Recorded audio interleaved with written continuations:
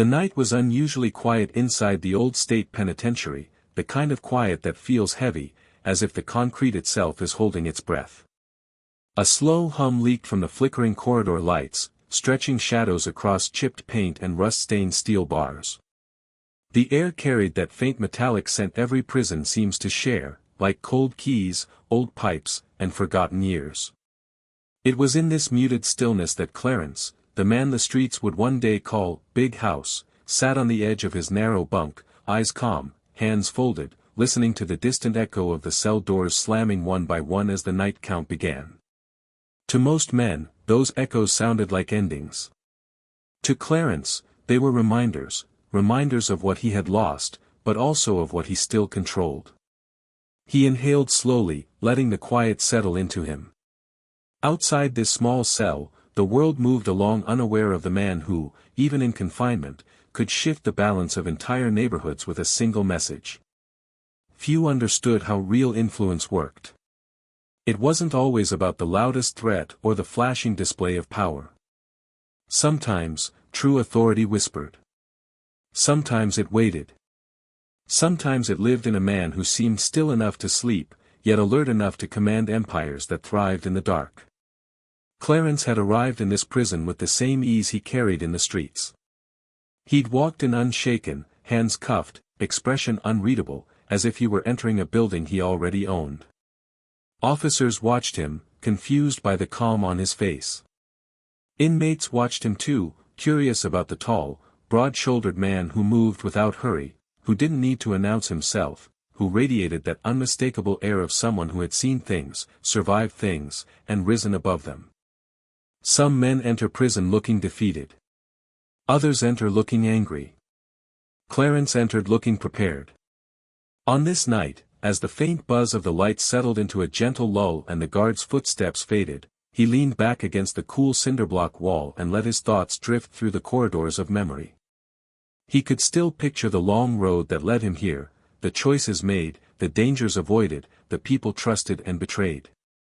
But he never dwelled on regret. Regret was a luxury, and Clarence was a practical man. He believed every moment shaped the next, and everything he had done had carried him to exactly where he needed to be. Even now, locked behind steel, he felt more centered than he had when he roamed the streets freely. Out there, distractions were endless. In here, focus sharpened like a blade.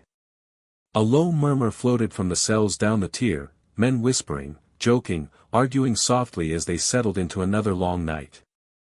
Prison was a world of routine, repetition, and resignation, yet Clarence had never allowed those walls to shrink his sense of possibility.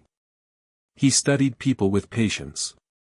He watched the way guards moved, the way inmates formed alliances, the unspoken rules that dictated who walked where, who spoke to whom, who owed what to who. In the world outside, he had been a strategist. In here, strategy simply took on a new shape. He listened, always. The smallest detail could reveal the largest opportunity. A laugh where there should have been tension. A pause where there should have been certainty. Clarence prided himself on sensing shifts in the air long before others noticed them. That talent had saved him in the streets, and it would serve him here, inside these walls where human nature was amplified by confinement. Every night, after the final count, when the lights dimmed slightly and the long hallway outside grew quiet, Clarence organized his thoughts the way other men organized their belongings. He thought about the people still moving in his name on the outside, the loyal ones who understood that his voice didn't weaken just because it echoed through a phone receiver or a message carried through careful channels. Influence, he believed, didn't require presence, it required precision. And Clarence had always been precise. He could almost see the city skyline in his mind, the dim haze that rose above the blocks he once moved through with silent command. He remembered the glow of streetlights on rain-soaked pavement, the sound of tires whispering over asphalt at 3 a.m, the quiet exchanges in parked cars, the coded conversations spoken without even naming the thing being discussed. Those streets had shaped him, but they no longer defined him. Strange as it seemed, this cell felt like an extension of the same world, a place where control was measured not by how far he could travel, but by how deeply his words could reach. The prison around him breathed like a living thing, doors clanking in the distance, vents humming softly, an occasional cough or sigh drifting through the darkness. Clarence closed his eyes and let the sounds roll over him. He didn't fear these walls, he respected them. They were boundaries, yes, but boundaries he intended to bend. He understood what most men never realized: power doesn't disappear when circumstances change. It adapts. It migrates. It finds new channels. Clarence knew that even here, locked behind steel, a man with enough patience, intelligence, and loyal connections could operate with remarkable reach. His fingers tapped lightly on his knee, a slow, rhythmic motion. He wasn't thinking about escape, he wasn't foolish. He didn't dream of running through fences or tunneling through concrete. His escape existed in influence. His freedom existed in information. He would sit, observe, plan, and execute. He would listen to the quiet. He would read the subtle cues of those around him. And he would ensure that no matter how tight the bars were, the world outside still felt his presence. The night deepened. A guard walked past, his keys chiming faintly against his hip. Clarence didn't move. He barely blinked. He simply breathed, deep, steady, controlled. In the stillness, in the low hum of the prison, in the echo of distant doors, the truth settled over him like warm air. A man could lose his freedom, and still keep his crown. For Clarence, Big House, the empire had not ended. It had only changed location. Clarence's earliest memories were stitched together from sounds long before words made sense to him. The soft rumble of buses passing his window. The distant shouts of neighbors arguing over nothing and everything. The hollow echo of footsteps moving through apartment hallways where the lights were always dim, no matter the hour. He grew up in a place where families learned to stretch what little they had, where the walls were thin enough to hear the laughter, the sorrow, and the silence of those living beside you. It was a neighborhood forgotten by most, except the people who had no choice but to live within it. His mother worked long shifts cleaning offices downtown, leaving early when the sky was still dark and returning home with exhaustion pressed into her shoulders. Clarence remembered the way she quietly placed her worn-out shoes by the door, careful not to wake him. She was a woman of small words but strong intentions, and she tried, truly tried, to keep her son from drifting toward the dangers that lingered only steps away from their faded apartment door. But neighborhoods like theirs had gravity, and children didn't always choose what pulled them in. Outside, the streets were their own world, alive, unpredictable, a place where rules changed depending on which block you stood on. Clarence wasn't blind to any of this. Even as a boy, he saw the way older kids moved with a confidence that seemed impossible for their age. They weren't just playing games. They were negotiating, testing boundaries, staking out identities. He'd watch them from the cracked front steps of the building, studying the way respect could be gained with a single stare or lost with the wrong word spoken at the wrong time. There was a quiet hunger inside Clarence even then, not a hunger for trouble, but a hunger for understanding. He wanted to know why. Certain men received nods of acknowledgement when they passed by. He wanted to know why others walked quickly with their heads down. He wanted to know how people survived in a place that rarely offered second chances. And while many kids dreamed of leaving the neighborhood, Clarence learned early that to survive here, you first had to understand here. Money was scarce in his home. Some nights dinner was nothing more than canned soup and a stale slice of bread. Other nights, when the paycheck stretched far enough, his mother would cook a small pot of rice with gently seasoned chicken, filling the apartment with warmth that made the place feel almost safe. She spoke often about the importance of staying straight, of choosing a life outside the shadow of the streets.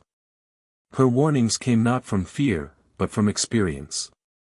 She had seen too many mothers in the neighborhood fall apart when their sons didn't come home. But childhood isn't built on warnings. It's built on influence. And the streets were louder, bolder, and far more present than any lesson spoken over a quiet dinner table. On weekends, Clarence wandered the block with a handful of boys his age. They kicked old soccer balls in the alleyways, skipped stones across puddles, and dared each other to sprint past older teens they knew better than to cross. Over time, Clarence noticed the subtle changes in his friends.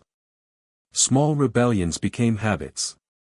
Habits turned into patterns. Someone would boast about skipping school. Someone else would brag about pocketing candy from the corner store. None of it seemed dangerous at first, but danger rarely arrives loudly. It creeps, step by step, until it becomes a way of life. Clarence observed more than he acted.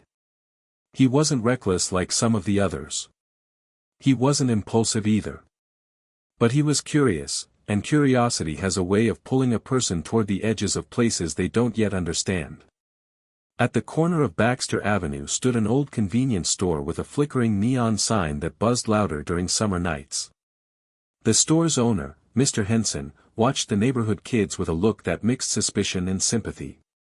One afternoon, when the heat pressed down like heavy blankets and the pavement shimmered under the sun, Clarence stepped into the store to buy a cold soda with coins he had collected throughout the week. As he approached the counter, he noticed two older boys slipping items into their pockets, chips, sweets, even batteries. They walked past Clarence without a word, pushing the door open with careless confidence. Mr. Henson didn't see them. But Clarence did. And in that moment, something shifted. Not because he was tempted to steal, but because he saw how quickly survival in the neighborhood turned into opportunity. Those boys walked away laughing, pockets filled, their footsteps echoing a rhythm Clarence could not ignore. They were poor, just like him. But they didn't walk like it. They walked like they owned the streets.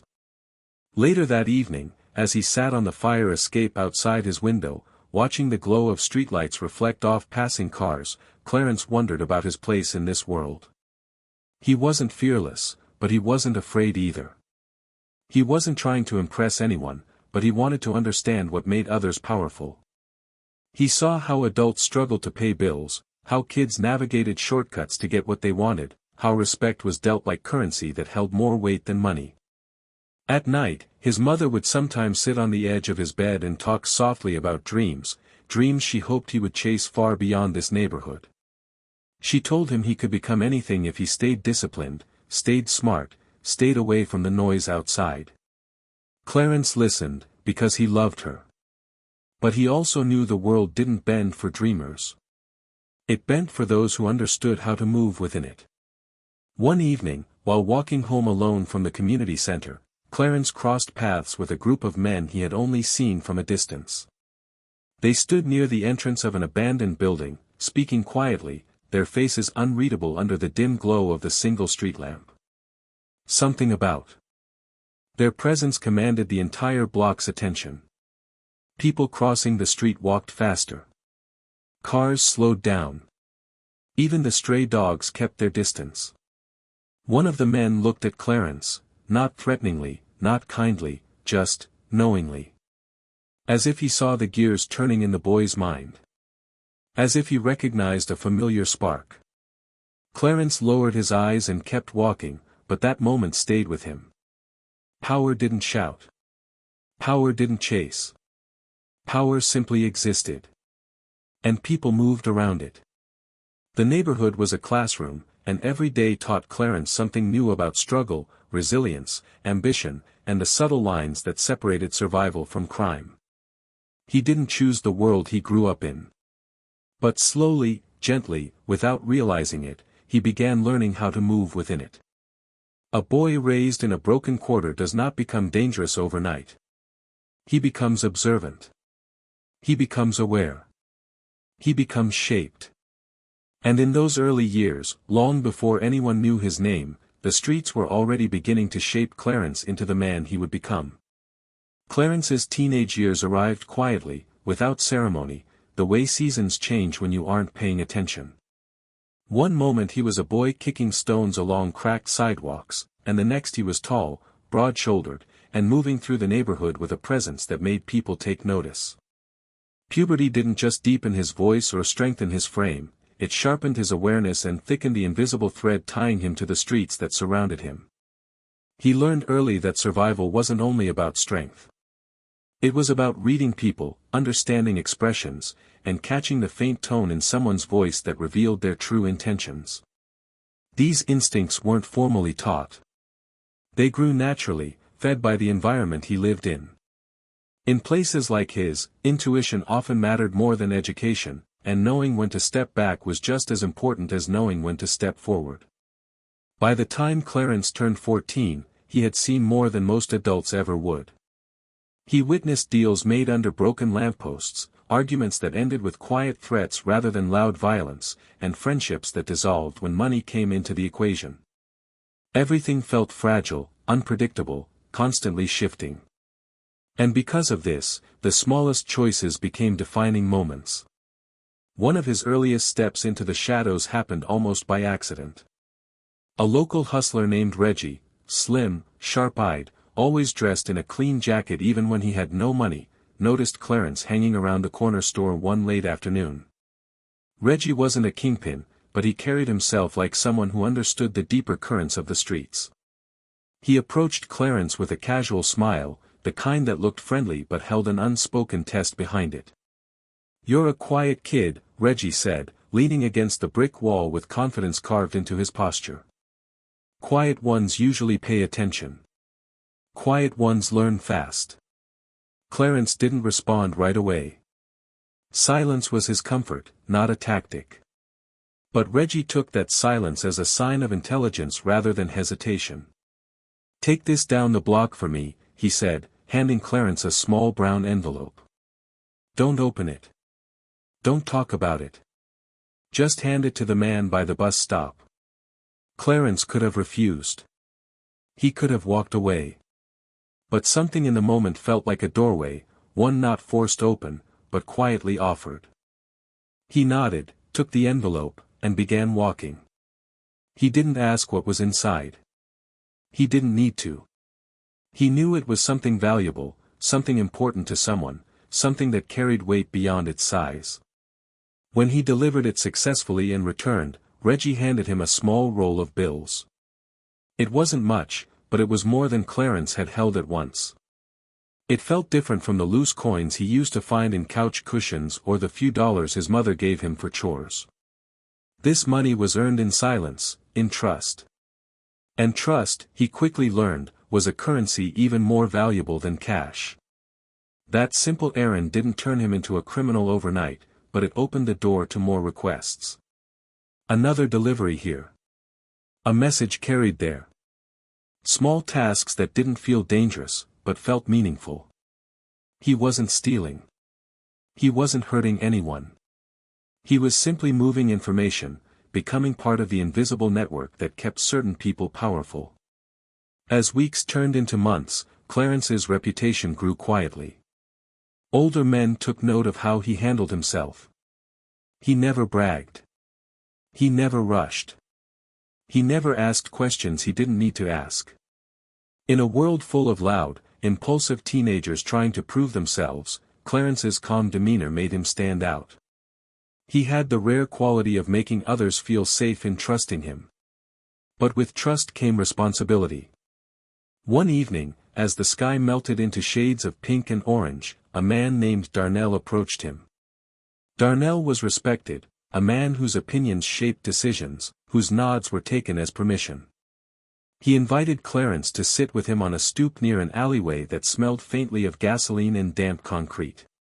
"You got a steady head," Darnell said, tapping ash from his cigarette onto the ground. "Most kids your age jump at shadows or chase things they don't understand. You don't. You watch first." Clarence didn't deny it. He simply listened. "There's a reason some of us been noticing you," Darnell continued. "You don't panic. You don't fold. Those are qualities people don't teach, you either have them or you don't."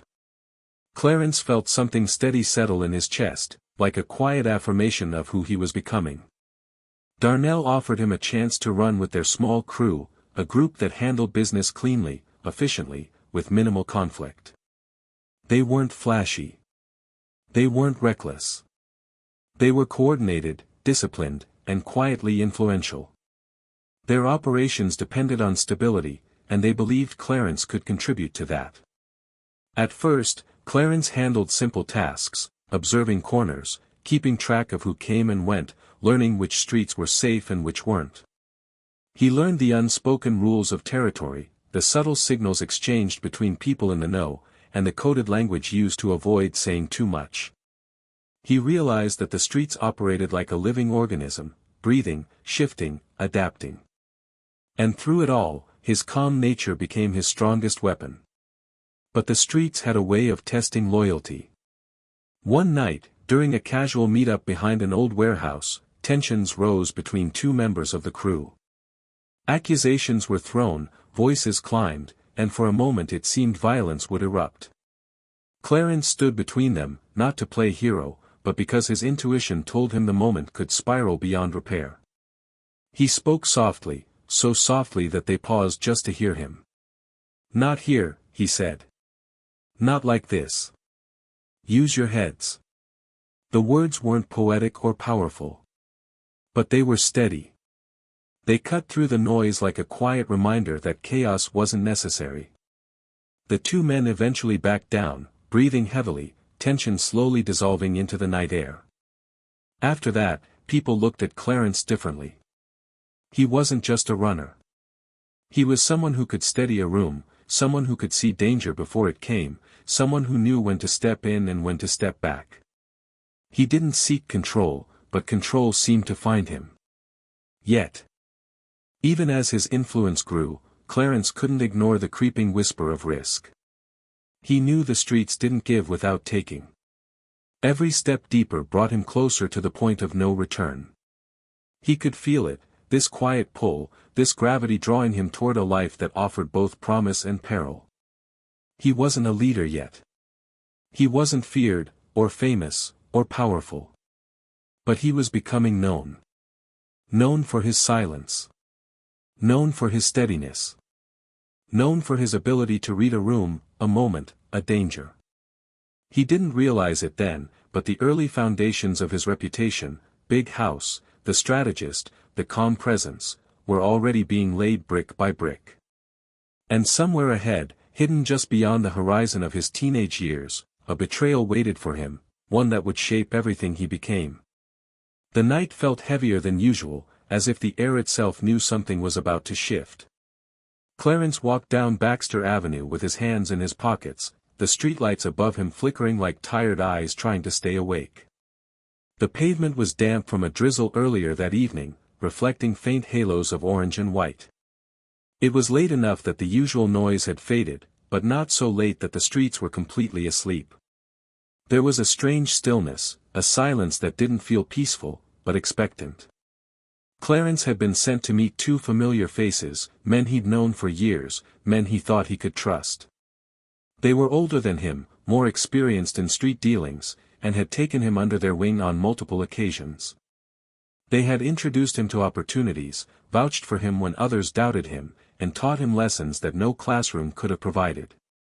That kind of guidance built a sense of loyalty, a sense of belonging. For Clarence, loyalty was something he valued deeply. He believed in it almost to a fault. But the streets had their own definitions of loyalty, and they changed without warning. As Clarence approached the alleyway beside the abandoned laundromat, a place where they often met, he slowed his pace. Something didn't feel right. One of the first lessons he had learned was to trust his instincts. Tonight, those instincts whispered to him like a faint warning carried by the breeze. He glanced around casually, his expression relaxed. On the surface, he moved like a young man going about routine business. But inside, his senses sharpened. The alleyway was too quiet. No murmurs. No footsteps shifting.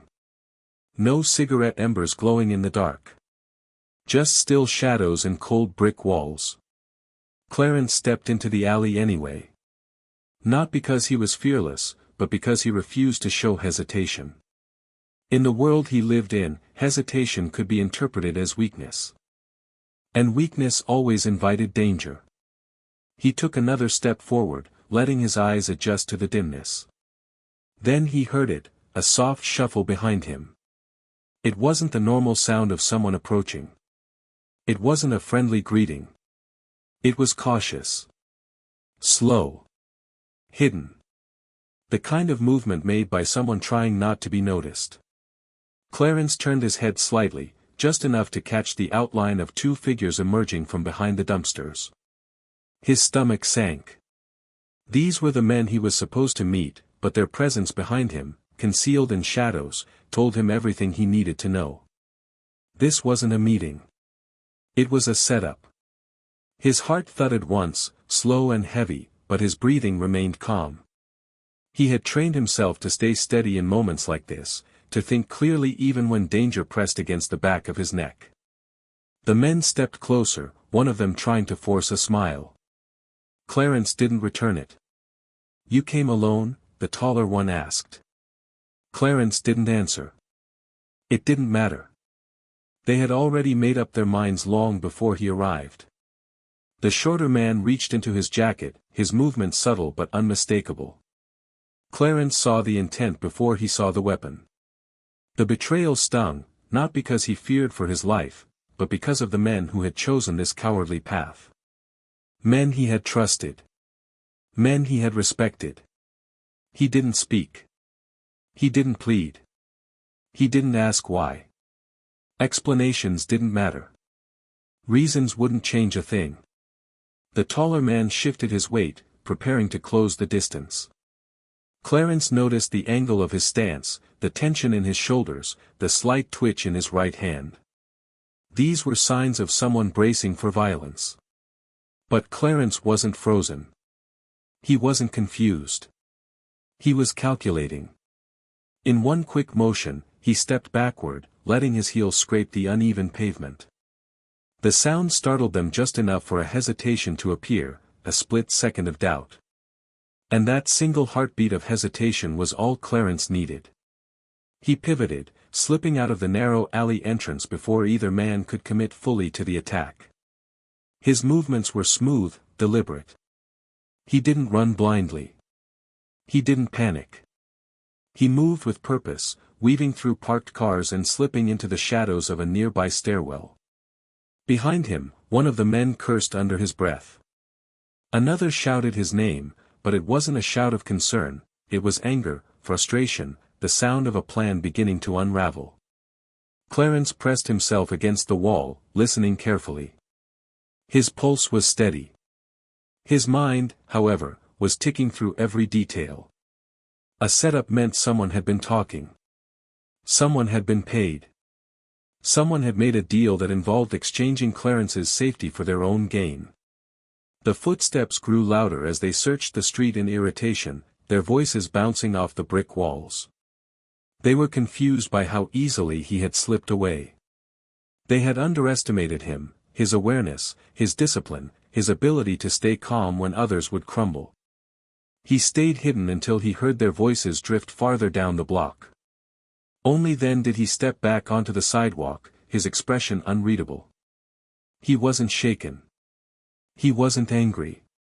He was disappointed, but more importantly, enlightened. Tonight had taught him something he wouldn't forget. Trust was fragile. Loyalty had limits. And survival demanded more than strength, it demanded clarity. Clarence walked slowly, letting the night air cool the heat under his skin. The streetlights cast long, comforting shadows across his path. He didn't look back toward the alley. He didn't need to. That chapter had closed the moment the men chose betrayal. He headed toward home, but he wasn't the same young man who had left it earlier. Something inside him had shifted. He understood now that the streets weren't just about earning respect, they were about keeping it, protecting it, defending it. And sometimes, that meant making decisions others feared to make. As he walked, the city around him felt different. Not unfamiliar, but clearer. The lies were easier to see. The motives easier to understand.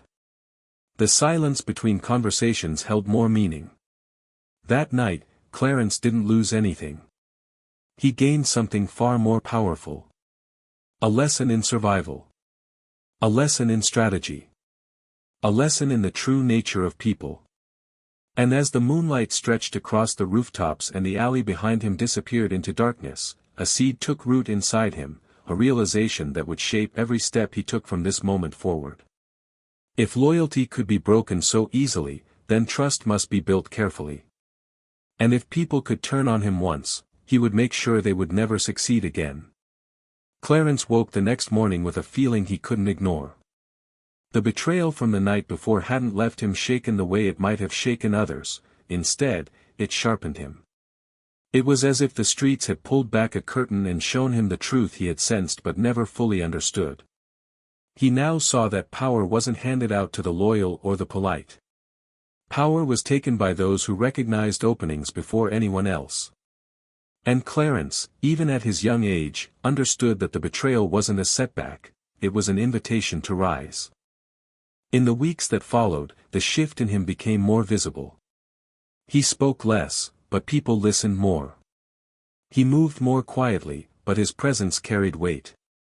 He didn't brag about the alley incident, didn't confront the men who tried to set him up. That kind of reaction was for kids, not for someone aiming to build something larger than revenge. Instead, Clarence watched them from a distance, studying who they spoke to, who they avoided, who suddenly had more money than they used to. He made notes in his mind, not because he wanted immediate action, but because he knew that understanding the landscape was the foundation of real power.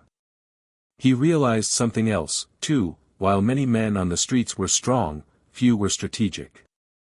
They acted on impulse, emotion, ego. Clarence acted on observation. This difference set him apart, slowly but unmistakably.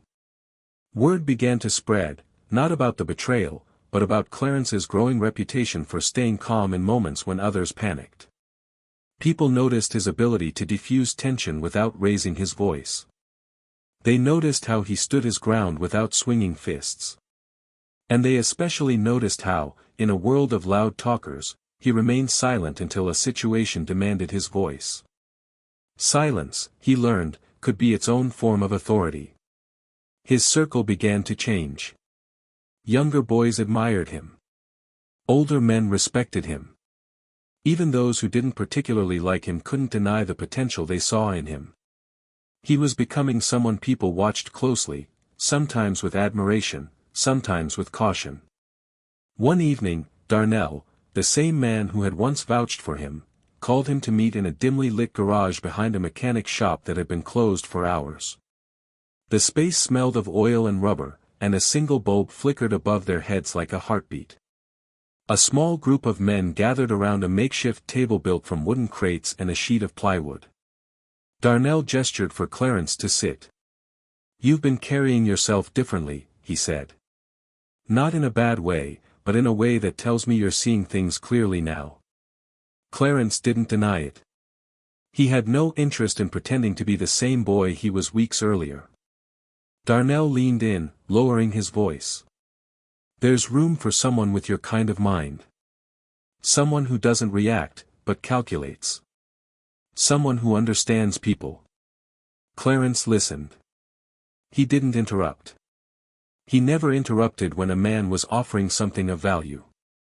"We've been needing someone to help manage the flow on Baxter," Darnell continued. "Not doing the running. Not doing the carrying. Overseeing it. Making sure the right people are in the right places." It was an offer of responsibility. Respect. Influence. Clarence accepted it not with excitement, but with quiet certainty. The next week, he began stepping into his new role. He spent long afternoons walking the blocks, learning the rhythms of each corner, the foot traffic, the personalities, the potential risks. He learned who to trust and who to avoid. He learned which houses had watchful eyes and which alleys offered blind spots. He learned how to identify an undercover officer by the way he wore his shoes or how his hands rested when he stood still. And most importantly, he learned how to coordinate people. Some individuals were reliable. Others needed guidance. Some could handle pressure. Others would crumble at the slightest push. Clarence didn't judge them for their strengths or weaknesses, he simply placed them where they fit best. He treated the network like a living machine, adjusting parts as needed, tightening loose ends, replacing broken components.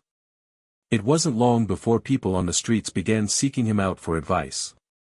Not just operational matters, but personal conflicts, disputes, moments where fear clouded judgment. Clarence listened to them with the patience of someone twice his age. He didn't offer quick answers.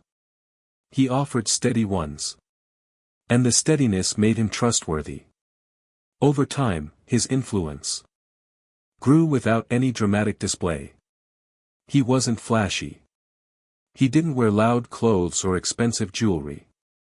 He didn't show off money. The people who truly held power rarely needed to advertise it. They carried it in their posture, their tone, their presence. But with influence came responsibility, and with responsibility came danger. Rival crews noticed Clarence's rise. Some of them respected him. Others envied him. A few saw him as a threat. He knew their eyes were on him, watching, calculating, waiting for him to slip. But Clarence wasn't reckless. Every move he made was intentional. Every decision served a purpose. At night, he would sit outside his building, watching the sodium lights cast long, amber shadows across the quiet street. He thought about how quickly life had pushed him from boyhood into leadership. He thought about the paths his choices were carving before him. And he thought about the betrayal that had sparked it all, not with bitterness, but with appreciation. That night had unlocked something inside him. It had taught him the difference between being trusted and being used. The difference between following and leading. The difference between reacting emotionally and acting strategically. Gradually, people began referring to him by a name whispered with quiet respect, Big House. The nickname didn't come from prison, not yet, but from his size, his composure, and the way he stood like a building that couldn't be shaken. The name stuck because it fit. Everything about him felt permanent, grounded, immovable. And as he stepped deeper into the world he was building, section by section, block by block, Clarence realized something profound. He wasn't just rising in the streets. He was constructing an identity. A structure of influence. A foundation of power. He wasn't a king yet. But the blueprint was already in his hands. The city did not transform overnight, but Clarence's reach within it grew steadily, quietly, like ivy creeping along the side of an aging building. It spread without drawing attention, weaving itself through forgotten alleyways, dim storefronts, and neighborhoods where opportunity rarely knocked. His rise wasn't marked by loud displays or public declarations, it was shaped by subtle moves, whispered agreements, and the kind of discipline that made men trust him with things they wouldn't even say aloud. By the time Clarence entered his early 20s, he was no longer seen as a promising kid with potential. He had become the architect of a network more intricate than most men twice his age could manage. What began as simple deliveries evolved into a structure of operations that touched more corners of the city than some official institutions did. And Clarence, with his quiet confidence and sharp intuition, navigated this growing influence with a calmness that unsettled even those who admired him. He built his empire with intention. Every person in his circle had a purpose. Every corner had a watcher. Every watcher had a backup. Every backup had a coded way of communicating. Clarence understood that success in the streets wasn't just about control, it was about layers. Layers protected you. Layers confused the enemy. Layers kept the police guessing and rivals frustrated. He operated like a chess master who studied not only the board, but the minds of the players seated across from him. His core crew was small, handpicked for their loyalty and their ability to stay focused under pressure. Men who didn't brag. Men who didn't panic. Men who knew when silence spoke louder than any threat. Clarence believed in keeping the foundation tight, even as the network expanded. Trust was a rare resource, and he distributed it carefully. As demand increased in different neighborhoods, Clarence established subcrews, organized groups that reported upward through a chain of command. They handled operations in their designated areas, each with a clear set of responsibilities. These weren't random groups or opportunistic hustlers. They were structured teams, trained under Clarence's guidance, drilled on rules he considered non-negotiable: no unnecessary violence, no reckless behavior, no emotional decisions. His leadership style wasn't loud or intimidating. It was firm, steady, unwavering. When he spoke, people listened not because they were afraid, but because they respected the clarity of his mind. He had a way of dissecting problems that made even complicated situations feel manageable. Men would enter meetings with tension in their shoulders, only to leave with a sense of direction and calm. One of Clarence's greatest strengths was his ability to see risks before they materialized. He picked up on patterns that others overlooked: the way police presence increased around payday weekends, the sudden quieting of a usually active block, the unfamiliar face hanging around a store entrance. These weren't coincidences. They were signals. And Clarence read them with unsettling accuracy. When he noticed a potential threat, he didn't respond impulsively. He observed. He gathered details. He adjusted. Sometimes the adjustment was as small as shifting a meeting location. Sometimes it was as major as reorganizing an entire crew. To Clarence, strategy was more valuable than any weapon. A gun could end a problem, but strategy prevented it from beginning. As his influence expanded, he began working with individuals outside his immediate neighborhood, people who controlled access to areas he couldn't manage alone. Some were businessmen with questionable ethics. Others were street figures known for their reliability. A few were intermediaries with connections to suppliers far beyond the city limits. These alliances weren't built overnight. Clarence studied each potential partner with the same scrutiny he applied to his own crew. He paid attention to their habits, their vices, their strengths, and their weaknesses. He wanted to know who panicked under pressure, who kept secrets well, who handled money responsibly, who understood the meaning of loyalty. Relationships in the underworld were fragile, often built on convenience rather than trust. But Clarence's calm approach inspired confidence. He didn't lie unnecessarily. He didn't betray casually. He didn't promise things he couldn't deliver. In a world full of exaggerations and bravado, his simplicity was refreshing, and dangerous. The more the network grew, the more sophisticated it became. Clarence developed a system of coded messages that could be passed along without raising suspicion. A phrase that sounded like casual conversation in public might actually contain instructions for a pickup or a payment. A simple gesture, a tap on a table, a nod in a certain direction, could signal someone to move. Clarence's mind worked like a machine, converting ordinary interactions into functional communication channels. He rarely used phones, and when he did, he spoke in riddles that only his inner circle understood. He never wrote anything down. That discipline alone protected him more than any lawyer ever could. Street-level activity increased under his leadership, but it did so quietly. Clarence believed that the true mark of success wasn't how much noise an operation made, but how little attention it attracted. Rivals struggled to keep up, confused by how efficiently his network ran without leaving traces. They wondered how someone so young managed to build something so organized. They whispered theories, some flattering, some resentful, but none fully accurate.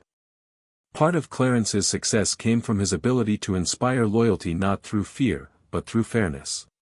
He made sure people were paid on time. He stepped in to help families when someone got hurt or arrested. He arranged protection for those who needed it and guidance for those who were lost. He created a sense of community in a world where community often cracked under pressure. Still, Clarence never let sentiment cloud his decisions. If someone jeopardized the operation, they were quietly removed from responsibility. Not violently, not dramatically, simply repositioned. He believed that eliminating threats didn't always require force. Sometimes it just required distance. And distance was something he mastered. At night, When most of the city slept, Clarence would drive through the neighborhoods he influenced. He watched the streetlights flicker over silent sidewalks, listened to the hum of passing cars, and reflected on how far he had come from the boy who once delivered an envelope for pocket money. The city looked different now, not larger, but clearer. Every building, every corner, every alley held meaning. They were pieces of a map he had learned to read, shape, and control. He understood now that power wasn't simply possession, it was management. It was knowing when to tighten one's grip and when to let things flow naturally. Too much pressure caused cracks. Too little created chaos. Clarence maintained balance with a patience that bordered on eerie. But even the strongest structures collect stress over time. And while his empire grew, while men whispered his name with respect, while rivals kept their distance, a different kind of attention was slowly forming in the shadows, watchful eyes that moved quietly, systematically, waiting for the right moment to strike. For now, Clarence remained the unchallenged architect of his expanding world. But every empire, no matter how carefully built, casts a shadow. And shadows have a way of drawing predators. Cracks never appear all at once. They start as small shifts, barely noticeable, easy to dismiss, easy to excuse. Clarence had always trusted his instincts, and in the early days of his growing empire, his instincts whispered warnings he didn't yet have names for. A quiet change in tone. A lingering stare. A street that felt a little too empty at the wrong hour. The pieces didn't make sense yet, but the atmosphere around him had started to thicken, like the air before a storm. The first sign arrived in the form of a sudden police sweep on a block that had been quiet for months. Officers moved through the area with unusual precision, skipping the random zigzags of routine patrols and heading directly to the places Clarence's people used to operate. They didn't catch anyone significant, but they came close, too close. When Clarence heard the report later that night, he didn't react with anger or fear. He simply nodded and let the information settle in his mind like a puzzle piece waiting for its match. A week later, one of his lookouts mentioned seeing the same unmarked car circling their territory twice within an hour. The driver didn't roll down the window, didn't speak, didn't flash a badge. But the stillness in his posture, the way he watched from behind dark glass, told Clarence everything he needed to know. Someone was paying attention. Someone was gathering information. Clarence wasn't naive. He knew his growing influence wouldn't go unnoticed forever. Success bred attention, first from small rivals, then from bigger ones, and eventually from those with badges and warrants. But he had hoped for more time. Not because he feared being caught, but because he was still in the middle of perfecting the structure he had built. Pressure from the outside forced adjustments, and adjustments meant risks. He began making changes quietly. Routes were shifted. Meeting spots relocated. Runners reassigned. He moved like a chess master anticipating moves from an opponent he hadn't yet seen clearly. But even the best players occasionally face surprises. One night, while sitting in a darkened kitchen with two members of his inner circle, Clarence noticed a subtle tension in their voices, a tightness that wasn't usually there. They spoke about police activity increasing near Baxter Avenue, about new officers showing up with unfamiliar faces. One of them mentioned hearing whispers of a task force forming, a team dedicated to watching certain operations across the city. Clarence stirred the cup of black coffee in front of him, though he barely took a sip. He didn't panic. Panic clouded judgment. But he did start connecting the dots. Surveillance wasn't random. It was creeping inward, drawing closer to the core of his organization. Someone had given information to the wrong ears, or someone outside his crew had gotten sloppy. Clarence didn't believe in coincidences, not in the streets, not in business, not in human behavior. If law enforcement was tightening its grip, there had to be a reason. For days he walked the streets with a heightened awareness. He noticed things most people would overlook: the same sedan parked near the corner store 2 days in a row, a man pretending to fix a car radio while staring a little too long at passing foot traffic, an unfamiliar couple sitting in a cafe with no drinks in front of them. They blended in well, but not well enough to fool someone like Clarence. He learned to trust the discomfort under his skin. It was never wrong. Then came the moment that confirmed his suspicions. One afternoon, a kid from one of his sub-crews sprinted toward him, breathless and pale. He said the cops had stopped him out of nowhere, asked questions they shouldn't have known to ask, mentioned names they shouldn't have had access to. The officers didn't arrest him. They didn't even threaten him. They simply let him go with a chilling message, "We'll be seeing you soon." Clarence felt the shift immediately, like a cold wind slipping through a cracked window. Someone was leaking information. This kind of situation required finesse. If he moved too aggressively, he'd alert the wrong people and potentially create a ripple that would spread panic. If he moved too slowly, he could lose control of the structure he'd spent years building. So he observed. He tested. He watched reactions from people who didn't know they were being watched. It didn't take long for him to identify inconsistencies, people avoiding eye contact, taking too long to answer simple questions, changing their routines without explanation. Clarence didn't accuse anyone. He didn't call meetings or confront suspects. That wasn't his style. He simply watched until patterns emerged.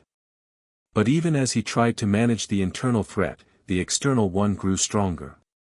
Word filtered through the grapevine about a new detective, someone methodical, patient, impossible to bribe. The kind of man who didn't rely on intimidation, but on quiet observation. The kind of man who mirrored Clarence's own approach. A dangerous opponent. Clarence could feel pressure gathering around him like a tightening rope. He wasn't afraid, not in the traditional sense, but he was alert. Alert enough to know that he needed to prepare for the worst. He instructed his people to keep conversations short, to minimize face-to-face meetings, to avoid carrying anything that could be used as evidence. He shifted communication to more layers, more intermediaries, more misdirection. Every message traveled through hands carefully chosen for their reliability, never passing through the same path twice. His network adapted, bending without breaking. But Clarence knew that adaptation only bought time. Late at night, while sitting alone on the rooftop of a building he frequented, Clarence watched the city stretch beneath him in a maze of lights and shadows. The streets he once navigated freely now felt tighter, narrower. The air carried a tension impossible to ignore. Every siren in the distance made him wonder whether it was heading toward someone connected to him. He wasn't paranoid, he was prepared. But readiness didn't stop the slow tightening of the noose. Agents were listening. Informants were talking. Rivals were watching. And the storm that had been building, silent and slow, was no longer avoidable.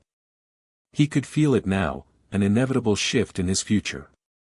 A moment approaching like a distant train on a quiet track. He had built everything with precision. He had guarded every detail with discipline. But even the sharpest mind cannot prevent every crack. The fall wasn't here yet. But Clarence could hear its footsteps. Steady, deliberate, unavoidable. The morning of Clarence's arrest began like any other, quiet, slow, wrapped in the soft gray light that settles over a city before the sun fully awakens. He rose before dawn, as he often did, standing by the window of his apartment and watching the empty street stretch beneath him. For a moment, he allowed himself to breathe in the calm, unaware that the day ahead would rewrite the course of his life. Or perhaps, somewhere deep inside, he did know. Instinct had carried him this far, and instinct rarely went silent without reason. The first sign came as a faint vibration in the air, a sense of heaviness, as if the world outside had suddenly grown denser. Clarence felt it without understanding it. He slipped on a jacket, stepped into the hallway, and descended the stairs with the same steady gait he always carried. Nothing in his posture hinted at unease, but his mind was alert, scanning every detail with quiet awareness. When he opened the front door, the crisp morning air greeted him. So did the silence, an unnatural one, deeper than the typical early-hour hush. He took 2 steps forward, hands in his pockets, eyes adjusting to the dim light. Then the stillness shattered. A sudden roar of engines. The screech of tires. Boots pounding pavement. Shouts cutting through the air like blades. Freeze! Don't move. Clarence didn't flinch. His expression remained calm as unmarked cars slid across the street like shadows coming alive. Doors flew open.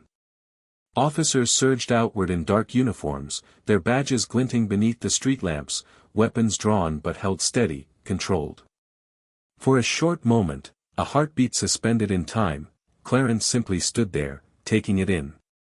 There was no panic in his eyes, no confusion, no sudden rush of fear. Instead, there was understanding. Quiet, resigned understanding.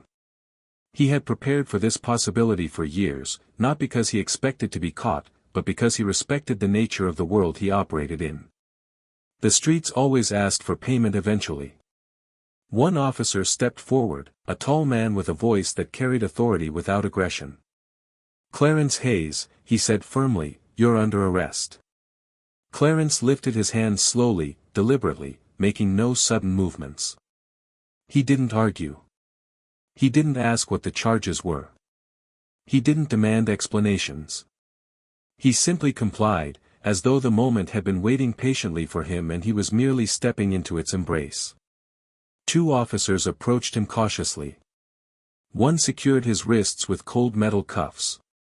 The other recited the formal rites, each word echoing softly through the quiet morning. Clarence listened respectfully, though he already knew every word by heart. He had heard them spoken to others. Now they were being spoken to him. Neighbors peeked through cracked blinds. A few stepped onto porches, drawn out by the commotion. Some wore expressions of shock, unable to reconcile the sight of Clarence, the calm, respectful figure they sometimes greeted in passing, standing in cuffs surrounded by officers. Others watched with curiosity, reshaping their understanding of the man they thought they knew. Through it all, Clarence's expression didn't change. His heart beat steadily. His breath remained even. If anything, he seemed more composed than the officers handling him. He was guided toward one of the unmarked cars. The morning air chilled the back of his neck as he walked, but his steps remained measured. As he reached the car door, he paused for a brief second, looking up at the blank, clouded sky. Not with regret. Not with fear. But with acceptance. Because Clarence understood the deeper truth, this wasn't an ending. This was a relocation of power. The officers placed him in the back seat, closing the door with a soft click. The engine hummed to life, and the car began to move steadily down the street, passing the buildings that had once formed the landscape of his influence. He watched them without blinking, without any outward sign of sorrow. He wasn't the type to mourn circumstances he couldn't control. He was the type to adapt. As the car turned onto the main road, Clarence noticed another detail: agents positioned discreetly at intersections, officers staged behind vehicles, a coordinated operation that had clearly been in motion for weeks, perhaps months. It was careful, methodical, well-planned. They weren't taking chances with him. That alone told him how seriously they viewed him. And in a strange way, he found respect in that. At the precinct, things unfolded with practiced routine. Fingerprints. Photographs. Paperwork. The sterile brightness of fluorescent lights. Clarence moved through the process without resisting, as calm as if he were signing forms for a driver's license rather than processing for a criminal charge. Detectives came and went, their faces hardened with experience. Some stared at Clarence with curiosity. This was the young man whose name had woven through reports and surveillance notes like a thread that never snapped. Others looked at him with frustration, having chased shadows of his activities for too long. He was eventually led to an interrogation room. The walls were bare, the air cool, the single overhead light casting a soft glow on the metal table. Clarence sat with an upright posture, hands resting lightly in front of him. He wasn't tense. He wasn't restless. He simply waited. A detective entered, a man with tired eyes and a slow, deliberate stride. He sat across from Clarence, folded his hands, and studied him with a mixture of admiration and caution. "You don't seem surprised," the detective said quietly. Clarence offered no reply. Silence, as always, was his greatest shield. The detective leaned back. "We've been watching you for a long time. You made it difficult." Still, Clarence said nothing. The detective sighed, not irritated, but acknowledging the quiet duel between them. "You can talk now or later," he said. "Either way, you're smart enough to know this doesn't end today." Clarence's eyes held steady. He knew none of this frightened him. It didn't diminish him. It simply moved him onto a different stage. Hours later, after paperwork and processing, Clarence was led down a dim hallway toward the holding cells. The metallic echo of each footstep sounded like a slow drum, marking the rhythm of a new chapter. The officer opened a door, guided him inside, removed the cuffs, and stepped out. The bars slid shut with a firm, final clank. But Clarence didn't feel imprisoned. He felt centered. He sat on the cold bench, leaned back against the cinderblock wall, and closed his eyes. He knew something the officers didn't: the streets had shaped him. The network he built wasn't fragile. And influence, real influence, didn't vanish with a set of cuffs. He had been taken off the streets that morning, but Clarence wasn't finished. Not even close. His empire would continue. His reach would remain. His voice would travel farther than the bars that now surrounded him. The world outside didn't know it yet. But Clarence's big house had just entered the place where his legend would truly begin. The bus ride to the state penitentiary felt strangely peaceful. Clarence sat in the back, wrists cuffed to the metal bar beside him, the steady rumble of the engine vibrating through the seat and into his spine. Outside the narrow windows, the city drifted by slowly, familiar blocks becoming distant silhouettes, then fading completely as the bus moved toward the outskirts. Most prisoners stared nervously at their chained hands or whispered anxiously to the men beside them. Clarence didn't speak. He didn't fidget. He simply breathed, steady and calm, watching the passing world with the same quiet intensity he brought to every moment of his life. He wasn't entering the prison as a broken man. He wasn't entering as someone defeated. He was entering as someone observant, someone prepared, someone who understood that survival was not about where you stood, but how you stood. The world outside had forced him to adapt, and he already sensed that the world inside would do the same, only differently, more sharply, more urgently. When the bus finally rolled to a stop, the gates of the penitentiary loomed like steel jaws waiting to swallow the men inside.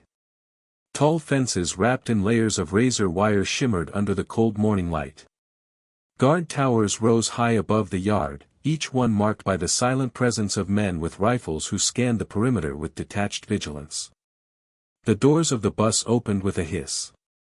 "Let's move," an officer barked, his voice echoing across the yard. The prisoners shuffled out in a chain of movement, but Clarence stepped onto the pavement with a steadiness that made two guards glance at him with brief curiosity. Most men looked around with fear or disbelief. Clarence looked around with assessment. His eyes moved across the yard, the equipment, the guards' positions, the inmate groups lingering in the distance. He wasn't looking for escape routes. He was learning the terrain, the way he always did. Inside the processing area, the routine unfolded with robotic precision. Shoes removed. Belongings catalogued. Clothes exchanged for a stiff set of prison-issued khakis. Showers supervised by guards. Instructions shouted over the noise. Men stripped of their names and given numbers that would follow them for years. But Clarence never let the system strip him of himself. In the holding room, he sat on a bench while the other new arrivals talked nervously, trying to make sense of their new reality. Some looked tough on the outside but trembled quietly. Others tried to hide their panic behind forced bravado. Clarence watched them in silence. He could already see which men would fold, which would adapt, which would latch on to the wrong alliances, which would end up needing protection. He didn't say a word. He didn't need to. Eventually a guard opened the door and called his number. Clarence followed him down a hallway that smelled faintly of cleaning chemicals and despair. The officer stopped at a cell midway down the row. "This is you," he said, unlocking the door. Clarence stepped inside. The cell was small, barely more than a box, 2 bunks, 1 steel toilet, 1 tiny desk bolted to the wall, and walls painted a dull shade of institutional gray. A single thin mattress lay on the lower bunk with a blanket folded on top. The scent of metal and concrete filled the space. His bunkmate wasn't there yet. That was fine. Clarence preferred the quiet. He sat down and rested his back against the cool wall, letting the stillness settle. He noticed every detail, the scrape marks on the floor, the chipped paint near the sink, the faint etchings carved into the bed frame by prisoners who had lived here before him. Each carving told a story without words, a silent testimony of men who had endured this place long before he arrived. Then the sounds of the prison began to rise around him, voices echoing through the halls, footsteps thudding against concrete, metal doors slamming shut in rhythmic sequences.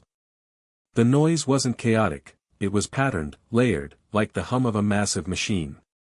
Clarence closed his eyes and listened carefully, training his mind to absorb the new environment. Prison had its own rhythm. A man who understood the rhythm survived. A man who didn't, struggled.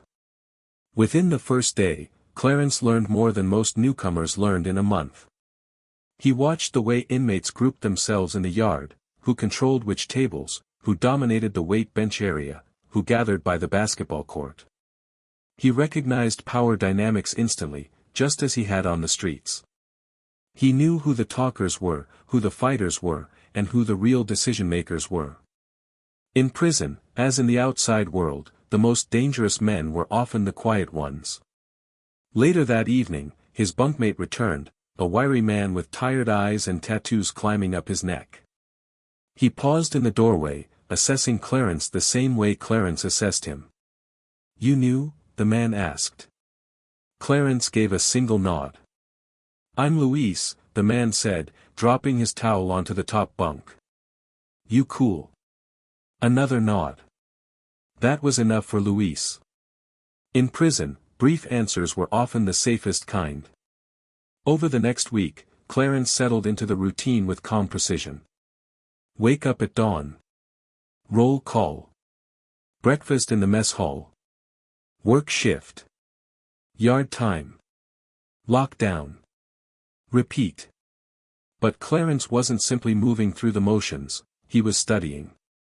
He was learning which guards turned a blind eye to contraband, which inmates were respected, which corridors carried whispers rather than noise. Some men tried to test him. It was natural. The new arrival always drew a few probing glances, a few questions disguised as conversation, a few subtle challenges meant to gauge his temperament. But Clarence handled each situation with a composed firmness. He didn't posture. He didn't brag. He didn't provoke. But he also didn't break eye contact. That was enough to signal that he wasn't someone to be pushed around. Word traveled fast. Before long, men began to approach him, not with threats, but with curiosity. They noticed how he carried himself, how he didn't talk much but always seemed to be thinking. A few even asked where he was from, what he used to do, how he ended up here. Clarence answered only what needed to be answered. No more. In an environment where weakness spread like disease, his silence felt like strength. Slowly, subtly, people started to respect him. Not because he demanded it, but because he earned it through presence alone. Even guards took note. One officer, while passing during afternoon rounds, paused near his cell and said quietly, "You keep to yourself." "That's good. That's smart." Clarence simply nodded. He understood the truth, prison wasn't trying to break him. It was trying to read him. And Clarence, as always, gave nothing away. One evening, after dinner, he returned to his cell and sat on the lower bunk as the sky outside darkened into deep shades of blue. The sounds of the prison slowed into a low drone, a kind of mechanical lullaby. He leaned back against the wall and took a long breath. He knew something important, that being inside didn't diminish him. It rearranged him. It clarified him. Power wasn't tied to freedom. Influence wasn't limited by walls. Leadership didn't vanish with confinement. If anything, the structure, the routine, the forced stillness sharpened his mind. This wasn't the end of Clarence's influence. This was the refinement of it. And somewhere within these gray walls, among the noise and the silence, Clarence felt the first faint spark of a truth he would soon embody: a cell could restrict a man's body. But it couldn't restrict a mind built for control. The transformation didn't happen overnight. It began with small adjustments, brief exchanges in the yard, quiet nods at meal tables, subtle acknowledgments from men who held influence behind these walls. Clarence didn't seek attention, he simply carried himself with the same composed discipline he had on the streets.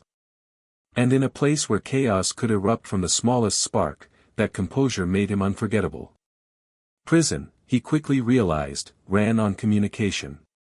Not loud conversations or reckless whispers, but coded signals exchanged in passing, messages folded into routines, information concealed behind ordinary gestures.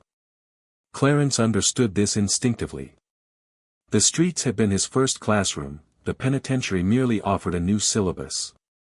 It began with letters. At first glance, they were ordinary, neatly written notes addressed to his mother, his cousin, or a childhood friend. The guards skimmed them casually, looking for threats or confessions. Clarence never made the mistake of putting anything obvious on paper. Instead, he used phrases that carried double meanings, layers of instruction hidden beneath harmless words. A sentence like, "Tell him the garden needs watering again," meant something very different to the man who read it on the outside. A reference to "the lights on Baxter flickering" was not about electricity, but about a problem that needed attention. And "I'm missing home cooking" had nothing to do with food, it meant someone was late delivering payment. Only a handful of people truly understood these codes, and Clarence ensured each one was trustworthy. He didn't give all the keys to any single individual. One person knew part of the code, another knew a different part, and only Clarence held the full map in his mind. If someone tried to betray him, they could only offer fragments, never enough to bring down the structure he'd built. Then came the phone calls. Prison calls were monitored, recorded, transcribed. Most inmates struggled to hide anything meaningful because they didn't understand subtlety. Clarence did. When he spoke over the phone, he never raised suspicion. He talked about ordinary things, weather, family, memories. But every phrase, every pause, every emphasis contained instructions. A long sigh meant, "Slow everything down."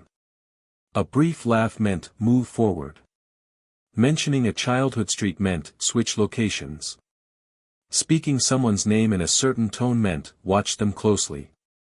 It was a delicate language born from survival, a language only the loyal could interpret.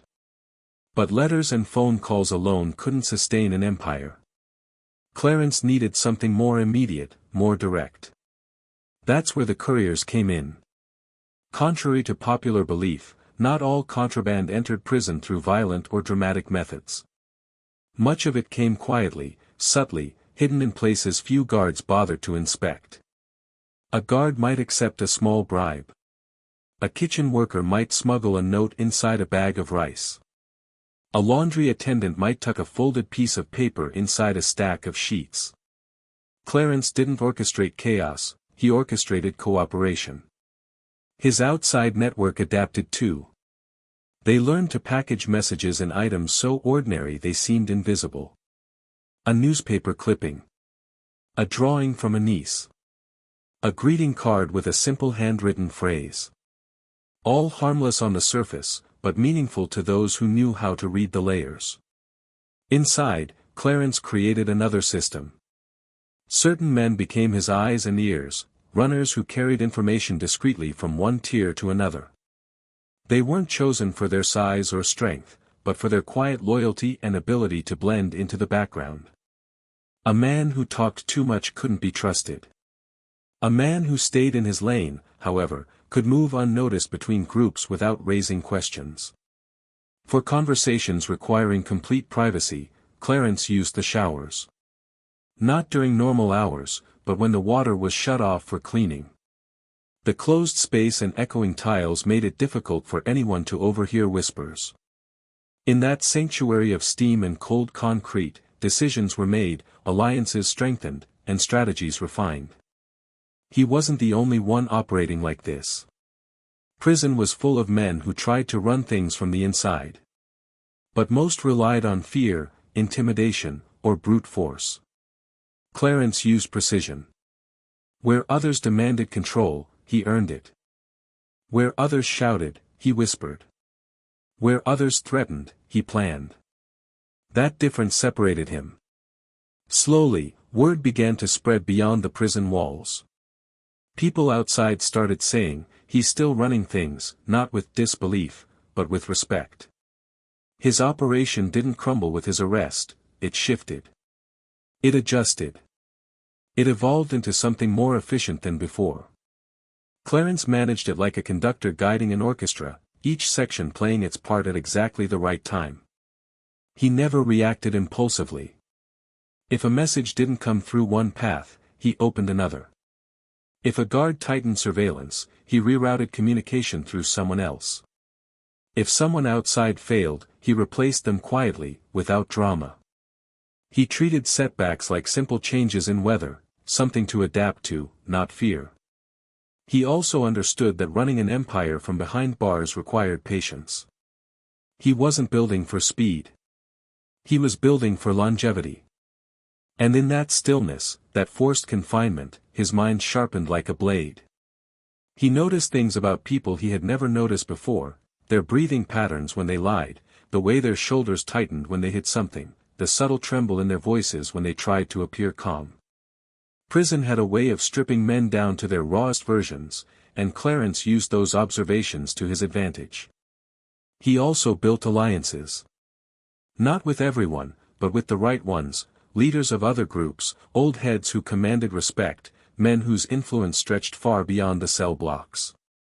These alliances weren't formed through threats or promises, but through exchanges of value. Clarence offered information, guidance, mediation, stability. In return, he received protection when needed, access when necessary, and silence when it mattered most. Through all of this, Clarence maintained a routine that kept him grounded. Morning workouts. Afternoon reading. Evening reflection. He journaled mentally, storing ideas in a mind organized like a library. Every thought was catalogued. Every plan neatly placed in mental drawers only he could open. And yet, despite the complexity of everything he orchestrated, his demeanor remained calm. Guards noticed it. Inmates noticed it. Even the warden noticed it. Clarence didn't walk around like a king.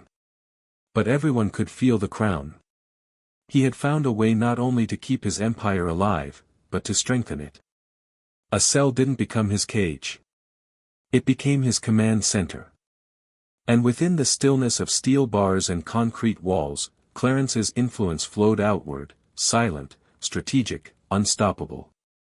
All prisons have their own unspoken map of influence, an invisible web of connections, rivalries, and alliances that can shape a man's fate more sharply than any guard or warden. Clarence understood this immediately. He sensed it in the way men looked at each other across the yard, in the way groups sat at separate tables in the chow hall, and in the way certain names were spoken with either respect or fear. Power wasn't simply present here, it was concentrated, compacted, simmering beneath the surface like heat trapped under a metal lid. And Clarence, with his quiet presence and calculating mind, drew the attention of those who mattered most. The first alliance came naturally. A man named Royce approached him during yard time, walking with slow, deliberate steps that suggested confidence rather than aggression. Royce was older, a tall, broad-shouldered figure with deep-set eyes and hands scarred from years of surviving both the streets and prison life. He had a reputation for settling disputes without violence, which made him a rarity in a place where fists often spoke faster than words. "You carry yourself different," Royce said, stopping beside Clarence at the edge of the track. "Most young dudes come in here loud. You don't." Clarence didn't respond right away. He studied Royce the same way Royce studied him, sensing no threat, only curiosity. "Loud men don't last long, Clarence," finally said. Royce chuckled softly. "And quiet men either become leaders or targets. I'm guessing you're leaning toward the first." It wasn't a compliment. It was an observation, and Clarence understood the significance. Royce wasn't testing him, he was acknowledging him. Over the weeks that followed, the two formed a steady, unspoken connection. They didn't talk about business directly. They didn't need to. Their conversations revolved around patterns, people, changes in routine, details only men with sharp minds paid attention to. Royce had managed to hold influence in his block without crossing lines that brought unnecessary heat. Clarence admired that balance. In return, Royce admired Clarence's ability to read a room before stepping inside it.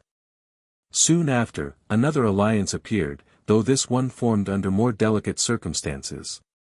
A man named Silas, a quiet figure from a different wing, began sending subtle signals through intermediaries.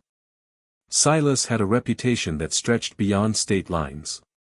His crew outside was older, more deeply rooted, and dealt with people who operated on levels that touched Clarence's network only indirectly. Still, Silas knew talent when he saw it. One afternoon near the weight benches, Silas approached him directly. His walk was smooth, his tone relaxed, his expression unreadable. "You're the one they call Big House," Silas said. Clarence didn't confirm it. Names meant little here. But Silas smiled anyway.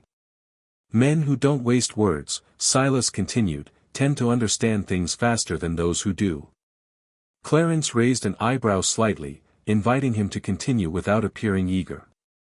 "There are certain problems in here," Silas said, "that get solved easier with the right minds working together.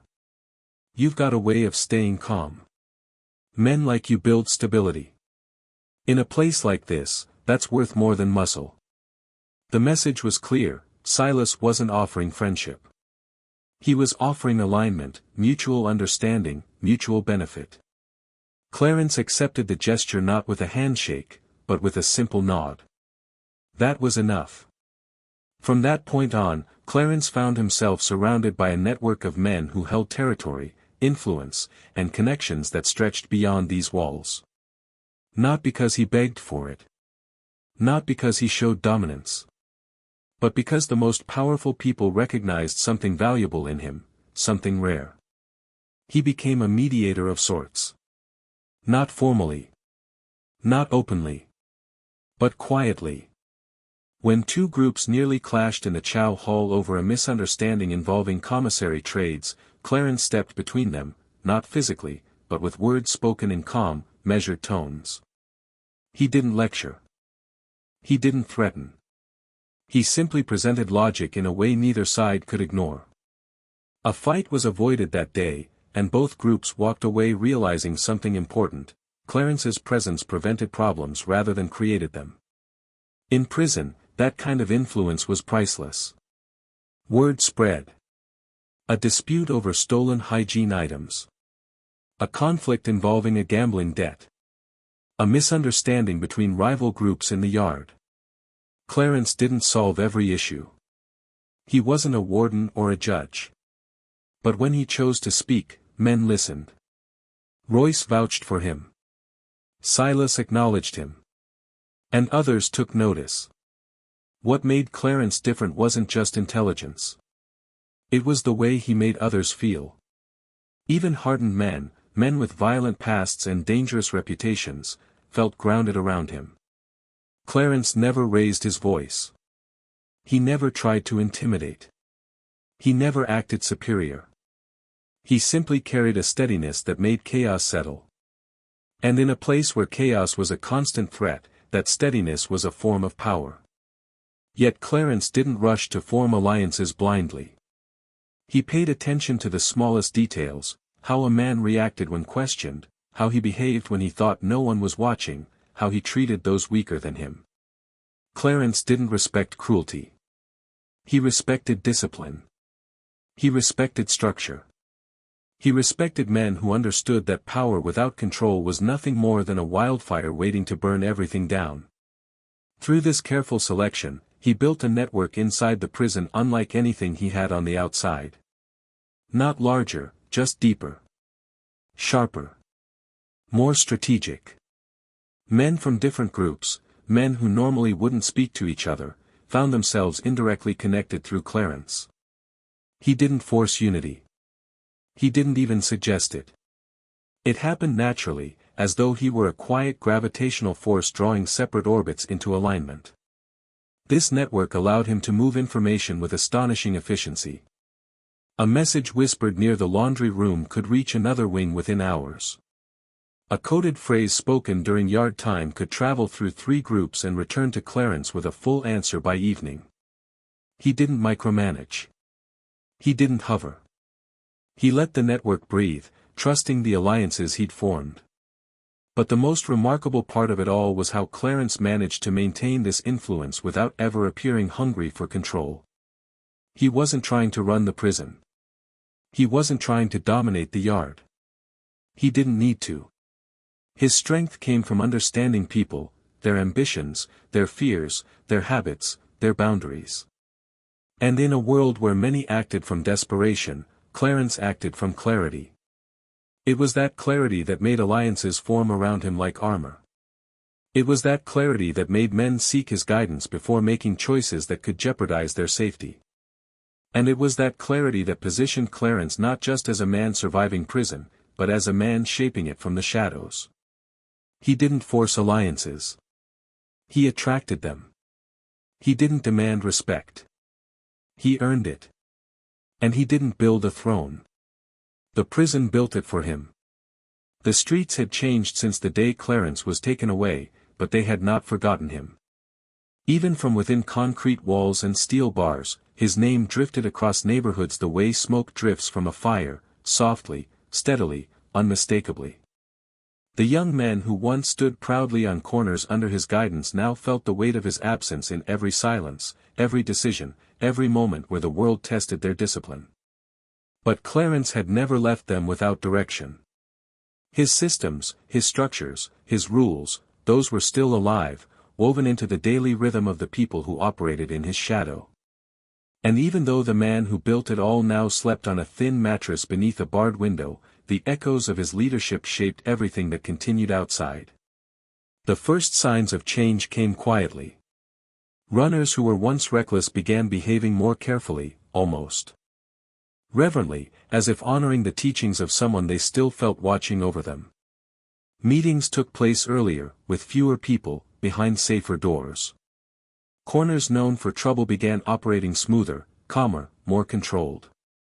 Clarence's routines had become their routines. But power, when left unattended, invites ambition. And ambition rarely moves quietly.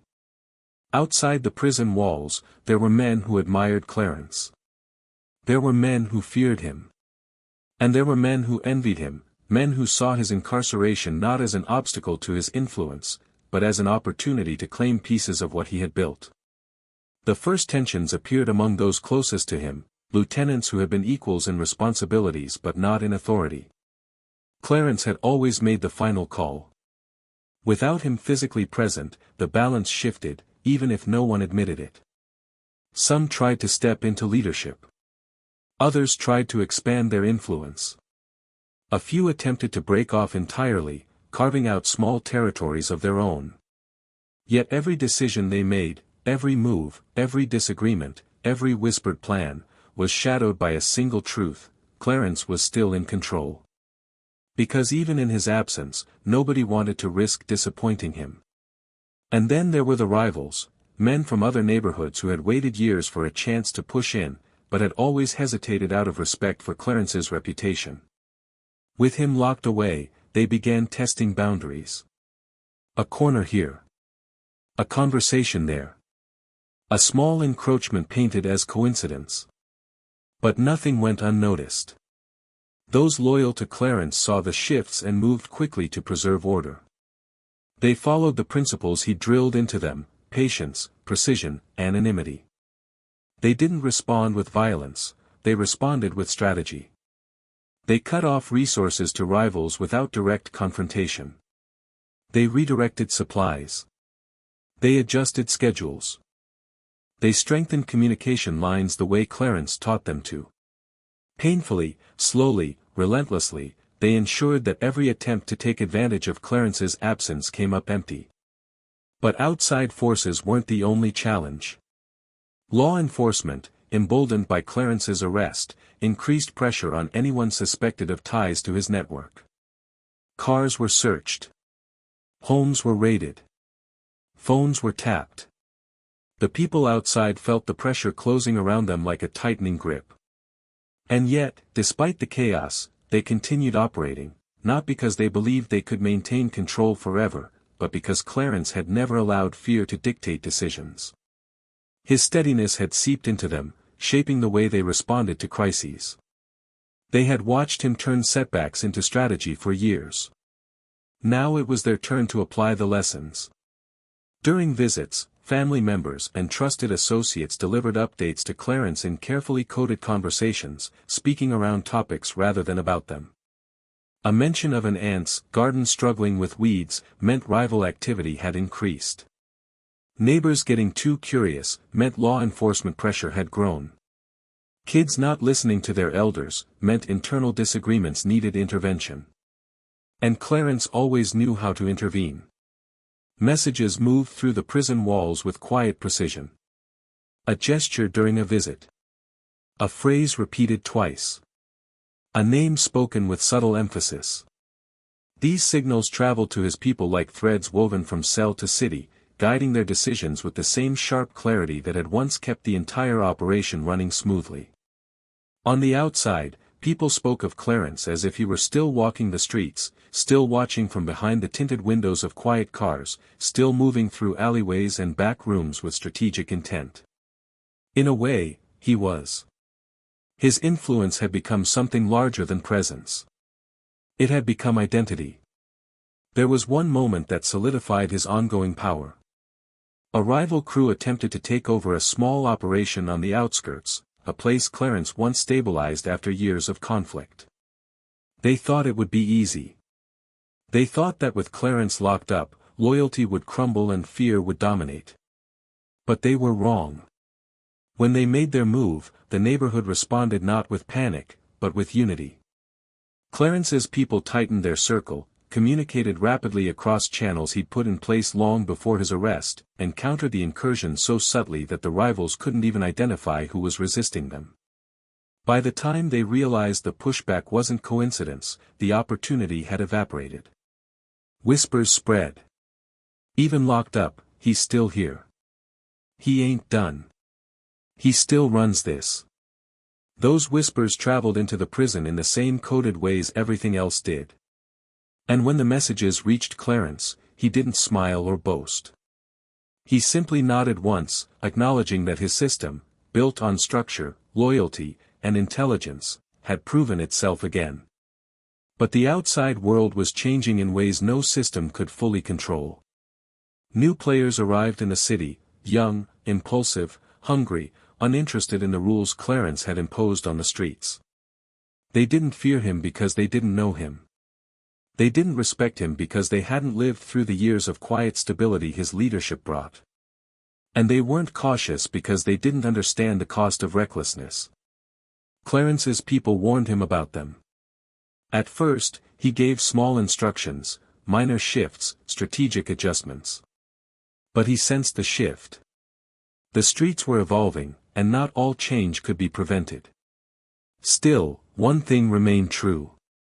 No matter how many new faces appeared, no matter how law enforcement increased pressure, no matter how rivals tested boundaries, Clarence's principles continued shaping the streets. His name remained a stabilizing force. His codes continued guiding decisions. His network still followed. His quiet voice. And even as new threats emerged, the foundation he built held firm. Because Clarence had never built an empire based on fear. He built it based on understanding. And understanding survives anything, even prison walls. Night in prison had a way of stretching itself across the hours, making time feel heavier than it did anywhere else. Clarence often lay awake long after lights out, staring at the faint glow that seeped through the bars from the corridor. The hum of ventilation, the distant clang of a cell door closing, the soft murmur of men whispering in the dark, all of it blended into the background noise of a place that never truly slept. But it wasn't the noise that kept him awake. It was the shift he felt happening around him, slow, subtle, but undeniable. Outside, he knew his empire was still functioning. His people were loyal, disciplined, steady. But even the strongest structure develops tension under pressure. Clarence sensed cracks forming not because of incompetence, but because of the natural hunger that grew within men when leadership was at a distance. No matter how carefully he guided them, no matter how many coded messages traveled through trusted hands, the streets had their own pulse. They demanded constant attention. And Clarence was no longer out there to give it. Before prison, he had been able to spot betrayal before it blossomed. He saw hesitation in eyes, caught inconsistencies in speech, felt the vibration of a lie in the air. But behind bars, everything reached him slower, filtered, delayed, softened by distance. That distance was dangerous. He tried to compensate by tightening the way he communicated, but even that had its limits. Every message passed through multiple channels. Every channel was vulnerable to corruption. Every piece of information had to travel carefully, disguised under layers. And the more layers he added to protect himself, the harder it was to feel the true temperature of the streets. One evening in the yard, Clarence stood near the fence, hands loosely clasped behind his back. Royce approached him, not with the casual steadiness he usually carried, but with a tension he didn't bother to hide. "You hearing what I'm hearing?" Royce asked, keeping his voice low. Clarence didn't turn his head. "Depends on what it is." "Something off," Royce murmured. "Out there. One of your boys, maybe two, acting strange. Nervous." Clarence absorbed the words with a slow inhale. He had heard the same thing from Silas just days earlier, though Silas had phrased it differently. Silas never used words like nervous. He said, "One of your lines feels shaky." It meant the same thing. Two separate warnings. Two separate sources. Not a coincidence. Clarence nodded once, acknowledging the weight of the information without showing concern. Showing concern in prison was like bleeding in shark water, someone always noticed. Later that night, lying on his bunk with his eyes closed, he went through names in his mind like a mental roll call. Who had the most responsibility? Who had the most ambition? Who wanted more than their position offered? Who was patient? Who was not? Leadership had taught him that betrayal rarely came from enemies. Enemies stayed where they belonged, on the other side of the line. Betrayal came from hands once trusted, from voices once loyal, from people who believed they could fill a void before the void even existed. He tried to ignore the heaviness inside his chest. Clarence was not a sentimental man, but betrayal, even the possibility of it, always brought a quiet ache. Not anger. Not fear. Just a heavy understanding of human nature. Over the next few days, more signs appeared. Not loud ones. Not obvious ones. But small slips that Clarence picked up on during visits, during phone calls, during messages carried through the prison pipeline. A name that should have been mentioned wasn't. A report that should have arrived on time didn't. A sentence from a trusted voice had a tremor where it shouldn't. Clarence didn't react publicly. He simply listened, observed, and let the puzzle build itself. Silas approached him one afternoon by the tables in the yard, a book in his hand. "You know what I like about you?" Silas said quietly, pretending to flip a page. You don't panic when something shifts. Clarence remained silent. That's good, Silas added. Because something's shifting. That night, Clarence kept the lights of his mind burning long after the prison went dark. He thought about everything he built, everything he controlled, everything he guided from within these walls. He thought about the loyalty of his crew, the stability of the network, the structure he had poured years into shaping. He trusted them. But trust was a fragile thing. He remembered the first betrayal on Baxter Avenue years ago, the night two men he believed in tried to take him out. That lesson had carved itself deep into him. He had never forgotten it. Betrayal didn't start big. It started small. A hesitation. A secret. A substitution of one truth with another. Once, Clarence could fix problems like that before they grew roots. Now, roots could spread before he even sensed the sprout. The next morning, during roll call, Clarence noticed a new tension in the guards too. A few of them watched him a second longer than usual. One officer, a man who normally ignored him, seemed to linger near his cell during rounds. Clarence didn't show reaction, but his instincts sharpened.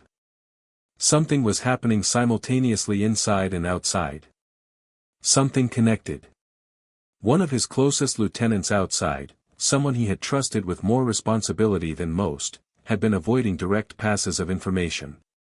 Clarence could sense it through the gaps, through the sudden vagueness in messages, through the inconsistency in updates. Avoidance was never innocent. It was guilt wearing hesitation like a mask. Still, Clarence waited.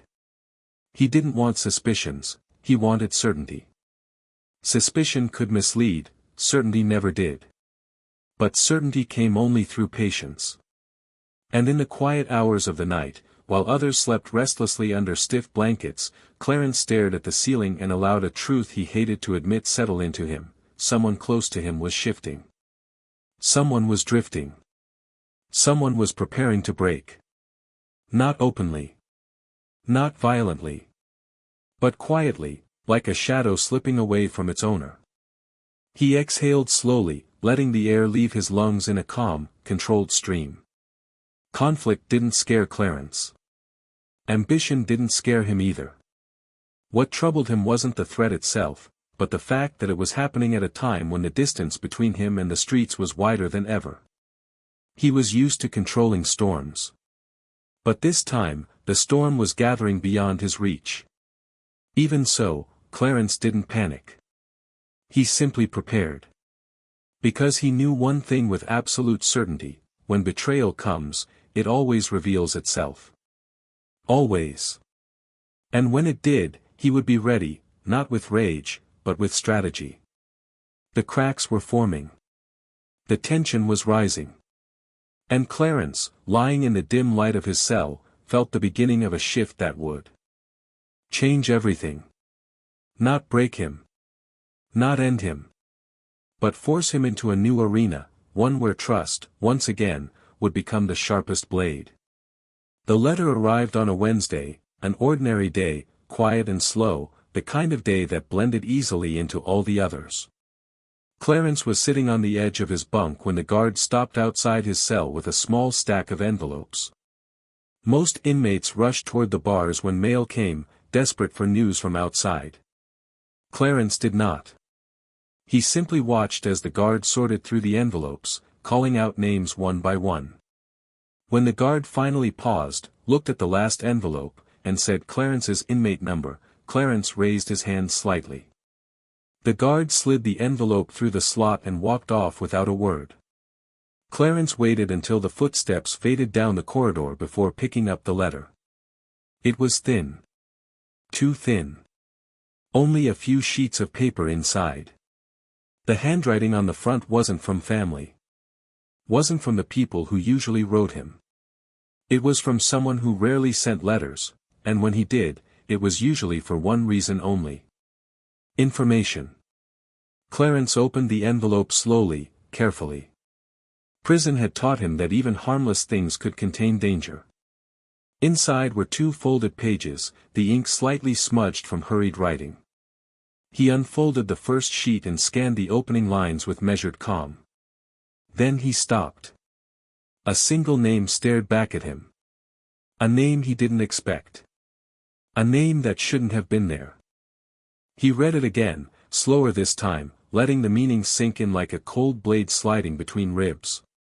The man he had trusted, one of his most loyal lieutenants, someone he had raised through the ranks, someone he had protected, taught, and believed in, had turned.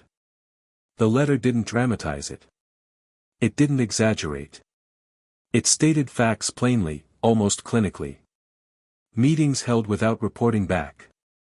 Conversations with people who weren't part of Clarence's inner circle. Money that had gone missing. A sudden shift in behavior. A new alliance forming quietly. And worst of all, the final line, he's talking to them. Them. There was no need for clarification. Clarence knew exactly who them referred to. Law enforcement. The people circling his operation. The ones tightening the noose from the outside. He lowered the paper and stared at the floor, letting the moment unfold in complete stillness. He didn't speak. He didn't scowl. He didn't curse. Clarence absorbed pain differently than most men. He didn't lash out. He didn't act impulsively. He let it settle into him the way cold settles into bones, quiet, deep, without theatrics. In prison, emotion was a risk. Reaction was weakness. But this wasn't mere disappointment. This was betrayal in its purest form. Trust was a fragile currency, and Clarence spent it carefully. But he had given a portion of it to this man. He had believed in him. Invested in him. Built him. Loyalty, in Clarence's world, wasn't optional, it was the foundation everything stood upon. And now, that foundation had been cracked. He refolded the letter with a slow, deliberate precision and slipped it into the small slot beneath his mattress where he kept important notes.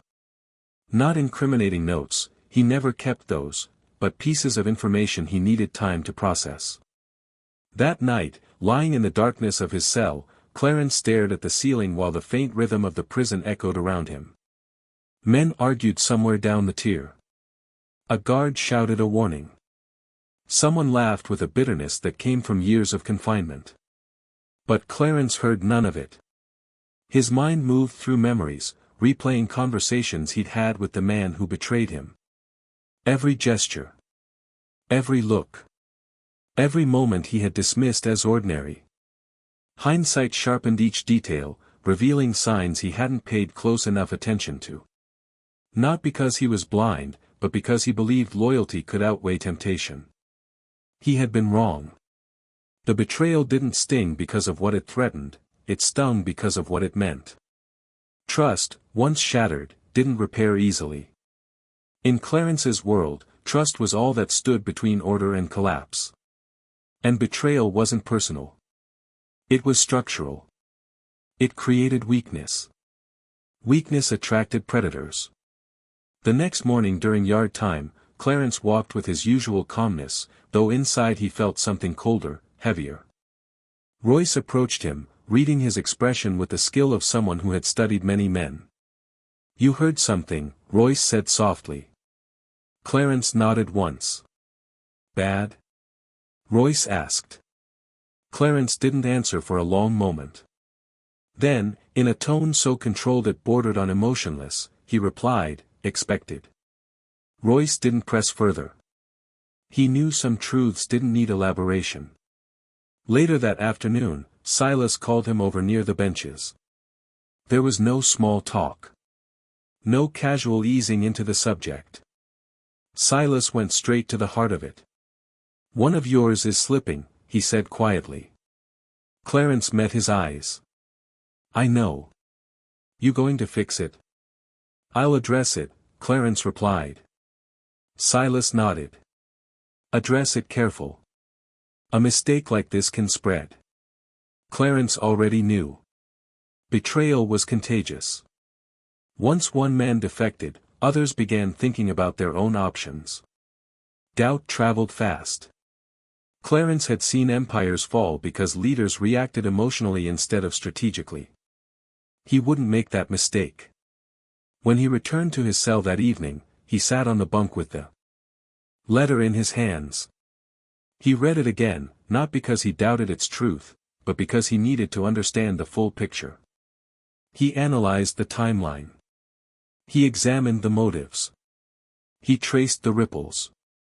The betrayal wasn't impulsive. It had roots. It had intention. It had a plan behind it. A man didn't suddenly start talking to law enforcement. It began with ego. Then greed. Then fear. Clarence could see all three now, woven into the patterns of the man's behavior in the months before his arrest. In betrayal, there was always a moment the traitor believed he could outgrow the one who built him. Clarence knew that moment intimately. And he also knew how to respond, not with violence, not with chaos, but with precision. He crafted a message that night, a short coded phrase that would move through the network like a ghost, reaching the right hands on the outside without drawing attention. It wasn't a threat. It wasn't vengeance. It was a correction. A calibration of the structure. A reminder of the rules. A reinforcement of the balance he had built. When he finished crafting the message, Clarence sat back, placed the letter under his mattress again, and closed his eyes. He didn't feel anger. He didn't feel grief. He felt clarity. Betrayal had arrived, just as it always did in the life he lived. But Clarence didn't collapse beneath it. He rose within it. Because every betrayal carried two truths, it tested leadership. And it revealed who a man truly was. Clarence Hayes remained unshaken. Unmoved. Unbroken. Even in betrayal, his mind stayed sharp. And somewhere in the darkness of the cell, surrounded by silence and steel, Clarence felt the foundations of his empire shifting, but he also felt his resolve harden. He would correct the breach. He would repair the structure. He would maintain control.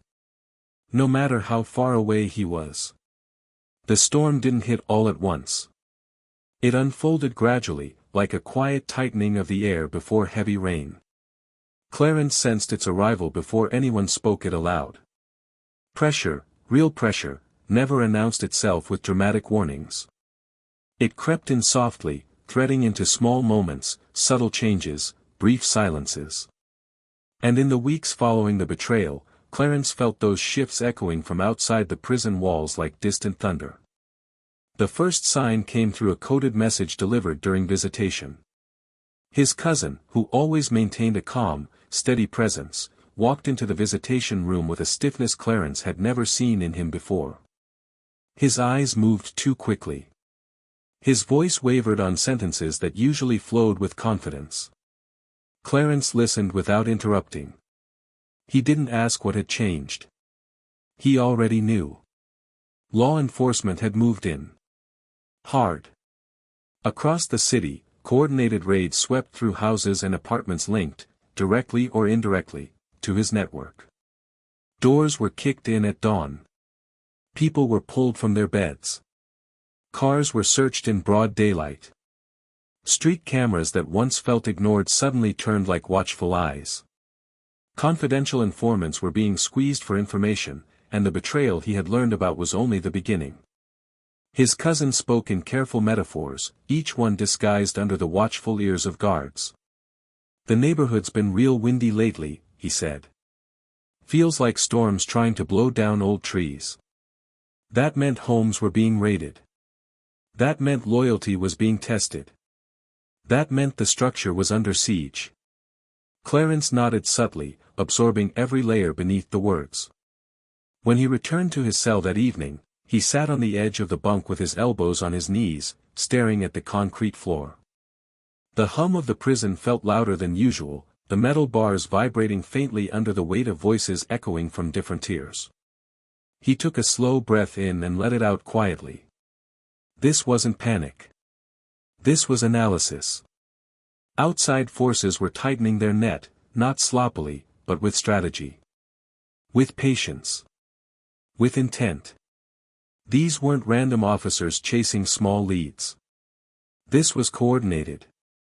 Intelligent.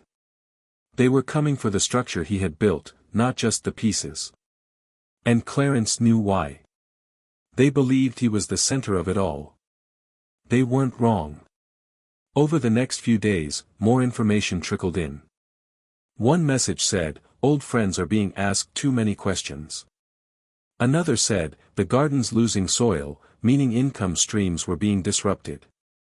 Another simply said, "Eyes everywhere, meaning surveillance had increased." Even with coded language, Clarence could see the picture forming. Law enforcement was shifting strategies. They weren't just gathering evidence, they were applying pressure to force mistakes. The pressure affected everyone differently. Some of Clarence's people grew paranoid. Others became silent. A few tried to disconnect themselves out of fear. Clarence expected all of it. Fear was natural. But fear also created openings for error, and errors attracted consequences. One evening in the yard, Royce approached him with the gravity of a man carrying important news. "Heard something you'll want to know," Royce murmured as they walked along the outer track. Clarence kept his gaze straight ahead. "Go on." "Informants. New ones. Not from your main circle. Outsiders, people you wouldn't notice. They're trying to connect dots on you." Clarence didn't blink. "They don't have enough." "Not yet," Royce said. "But they're looking harder." Clarence considered this quietly. In his world, information was currency. But inside prison, information was survival. He appreciated Royce telling him, not because he feared the investigation, but because clarity allowed him to adjust. Later that night, Silas approached him too, standing at the corner of the yard where shadows stretched long against the wall. "They'll keep tightening," Silas warned. "That's what they do when they think they're close." Clarence turned his head slightly. "Are they close?" "Closer than before," Silas replied. "But not close enough to finish anything." Clarence nodded once. He already knew the truth. Law enforcement didn't need certainty to apply pressure. They just needed momentum. The next day, guards acted differently. Clarence noticed it immediately. 2 officers stood longer than usual outside his cell, pretending to review paperwork. Another officer paused near him during lunch with an expression that wasn't quite suspicion, but wasn't neutral either. Another guard searched his belongings without explanation, carefully riffling through his mattress, his soap, his folded clothes. None of these acts were random. They were signaling something: "We're watching you." Clarence kept his composure. He always did. But inside, a new calculation began. The guards weren't acting alone. Someone higher up was guiding them, someone who believed Clarence still held more power than most prisoners ever dreamed of.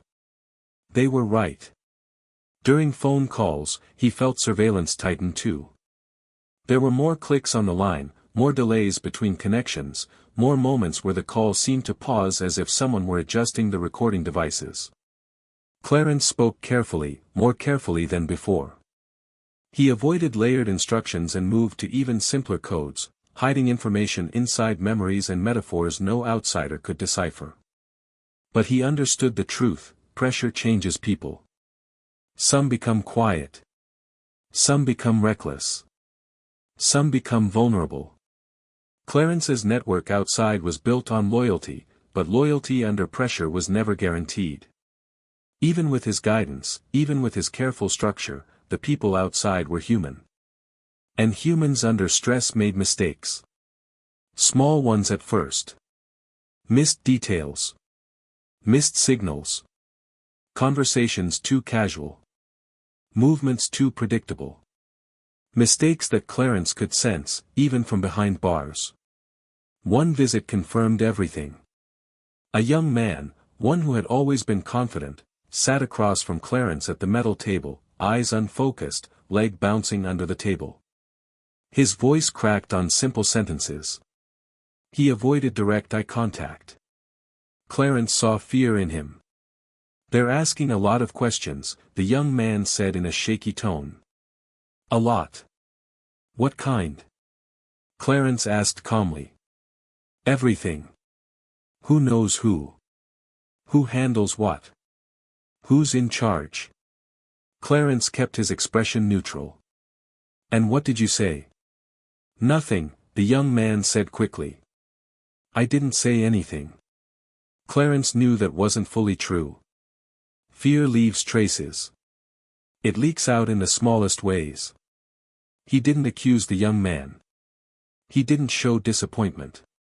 He simply nodded, the way a father might when he already knows the truth but chooses patience. After the visit, Clarence walked back to his cell in silence, the weight of the world settling on him with deliberate heaviness. When the door shut behind him, he sat on his bunk and let the dim light cast long shadows along the wall. He wasn't angry. He wasn't panicking. He wasn't surprised. Pressure was part of the life he had chosen. The investigation wasn't a sign of failure. It was a sign of impact. But Clarence also understood something deeper: the empire outside wasn't collapsing. It was being tested. Tested by law enforcement. Tested by fear. Tested by betrayal.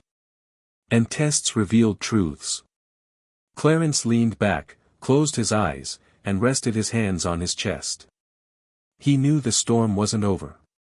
He knew pressure would intensify. He knew more cracks would appear. But he also knew this: he had survived storms bigger than this. He had built structures strong enough to bend without breaking. And he had the patience to outweigh any pressure the world threw at him. Because Clarence Hayes wasn't just a man under investigation. He was the architect of an empire. And architects don't crumble when the world shakes. They adjust. They calculate. They prepare for what comes next.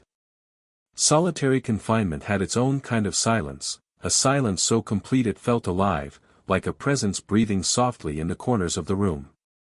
The moment the heavy door clanged shut behind him, Clarence felt the shift.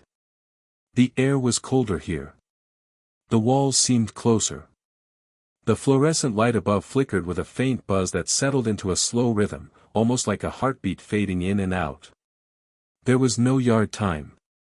No voices echoing down the tier. No footsteps passing. His cell. No noise except the hum of isolation itself. Most men feared this place. Some begged to leave. Others lost themselves inside it, crumbling under the weight of their own thoughts. But Clarence simply sat down on the thin mattress, placed his hands on his knees, and let the stillness wash over him like a tide. He had been through worse.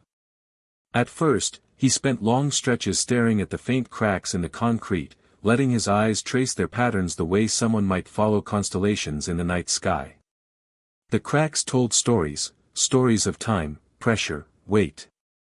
Stories of men who had sat in this exact room, breathing the same stale air, thinking thoughts they never spoke aloud.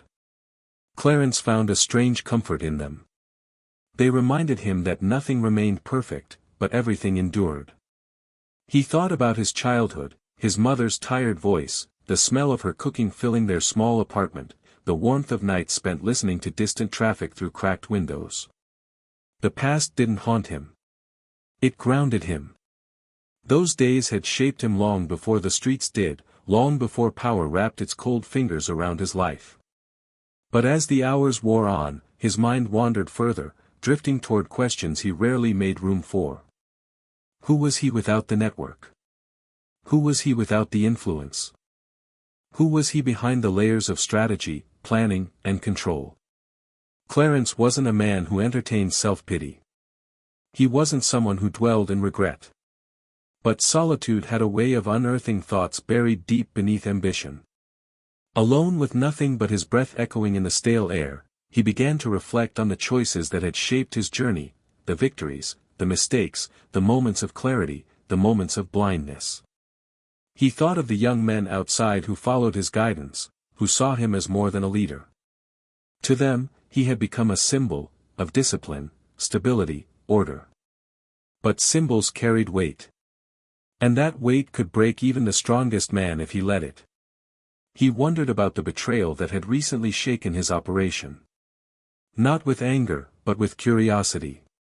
What had driven someone he trusted to step into the arms of law enforcement? Fear? Greed? Influence from others? Clarence understood betrayal well enough to know it always had a root. And roots usually sprouted from the soil a leader unintentionally created. Maybe he had expected too much. Maybe he had trusted too deeply. Maybe he had believed he could outrun human nature. These thoughts didn't weaken him. They sharpened him.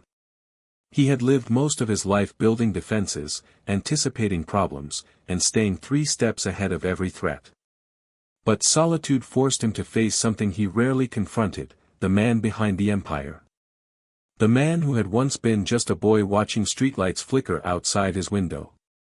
The man who had learned early that silence was safer than words. The man who had carried loyalty like armor, even when it cut him. As the hours became days, Clarence found rhythm in the stillness. He paced the confined space with slow, deliberate steps, letting his feet map the same path over and over until it felt like meditation. He breathed in through his nose, out through his mouth, steady and controlled, each breath grounding him deeper in the moment. He remembered the lessons he learned on the streets, that control wasn't loud, that power wasn't always visible, that patience was the sharpest weapon a man could possess. Solitary didn't strip him of those tools, it refined them. At times he sat cross-legged on the floor, closing his eyes and letting his mind drift into quiet reflection. He imagined the city outside, the echoes of traffic, the glow of neon signs, the murmurs of late-night conversations on dim sidewalks. He imagined his people still moving through those streets, following the systems he designed, facing pressures he could only guide from afar. He wondered how they were holding up. He wondered who was stepping into roles he once filled easily. He wondered which minds were strong enough to endure the pressure closing in around them. In the silence of Solitary, he wasn't strategizing. He wasn't commanding. He wasn't attempting to manipulate outcomes. He was simply witnessing himself, every strength, every flaw, every memory, every decision that brought him to this moment. And he found something unexpected in the reflection. Peace. Not peace from freedom, because he wasn't free.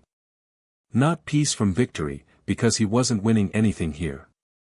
But peace in understanding himself more deeply than he ever had when he was outside, constantly in motion. He recognized the man he had become, and the man he could become.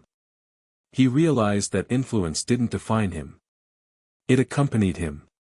He realized that power wasn't who he was. It was something he used. He realized that control wasn't a crown he wore. It was a choice he made. In that tiny room, with walls closing him in and silence pressing against his ears, Clarence found clarity he hadn't known he needed. Solitary wasn't punishment, it was perspective. And perspective was dangerous for a man like him. Because it sharpened the mind. It quieted the noise. It revealed the truth beneath the surface. And the truth was this: Clarence Hayes had been running from his inner self for a long time, not out of fear, but out of necessity. Now, forced to face himself without distraction, he was learning a new kind of strength. Not the strength of influence. Not the strength of fear. Not even the strength of loyalty. But the strength of a mind unshaken by circumstance. A mind that could survive confinement. A mind that could reshape itself. A mind that could prepare for the next chapter, whatever form it took. When the guards finally opened the door days later, the silent room exhaled around him, as if releasing him from its grip. Clarence rose slowly, stepping back into the corridor with calm eyes and steady footsteps. He had entered Solitary with questions. He left with answers. And though the walls of the prison remained unchanged, something inside him had transformed, quietly, profoundly, permanently. He was still Clarence, Big House. But now, he was something more. He was a man who understood himself. And a man who understands himself is the most powerful kind of dangerous. Outside the prison walls, time moved differently. It didn't follow the slow, predictable rhythm of cell doors and head counts. It shifted with seasons, with neighborhoods changing, with new faces moving in and old ones fading out. Clarence knew this, but he didn't fully feel it until the day he returned to general population after solitary. Something in the air, something subtle, told him that pieces of his world were beginning to drift. He felt it during his first phone call. The voice on the other end spoke with respect, with loyalty, but with something else too. A slight hesitation. A careful choice of words. A softness that wasn't there before. Clarence knew that softness. It wasn't weakness, it was distance. It was the sound of someone navigating both loyalty and fear, torn between honoring a leader and adjusting to a world shifting beneath their feet. Clarence didn't challenge it. He didn't press for details. He simply listened as the young man updated him on the situation outside, payments slowing in certain pockets, corners becoming unpredictable, rivals becoming more confident. Nothing catastrophic. Nothing dramatic. Nothing that screamed collapse. But the tone said everything. The empire wasn't crumbling. It was dissolving. Quietly. Naturally. Inevitably. After the call ended, Clarence sat on his bunk with elbows resting on his knees, fingertips pressed lightly together. He wasn't angry. He didn't feel betrayed.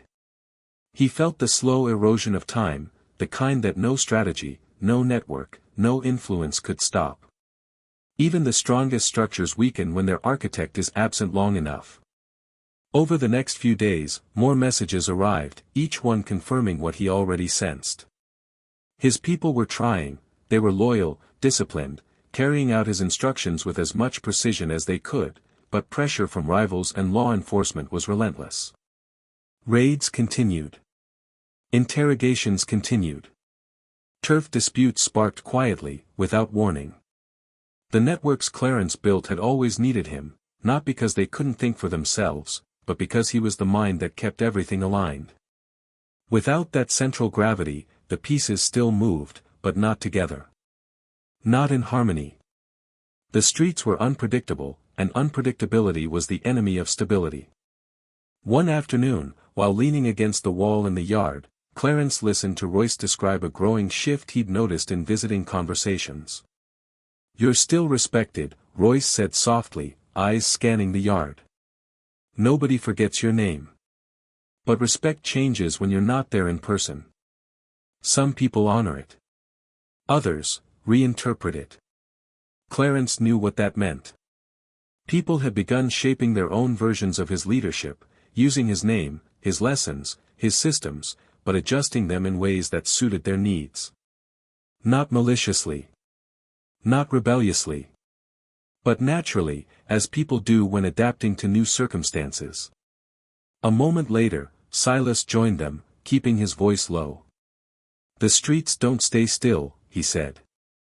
"Not for you. Not for me. Not for anybody." Clarence nodded once. It wasn't acceptance. It was acknowledgement of truth. Back in his cell that night, listening to the quiet hum of the prison settling into evening, Clarence let the reality sink deeper. He had fought chaos his entire life, shaping it into order, bending it into systems that worked. But time was the one enemy he couldn't outmaneuver. The world outside wasn't collapsing, it was evolving. People talked differently now. They moved differently. They planned differently. The new generation didn't know Clarence the way the old one did. They respected him as a legend more than as a leader.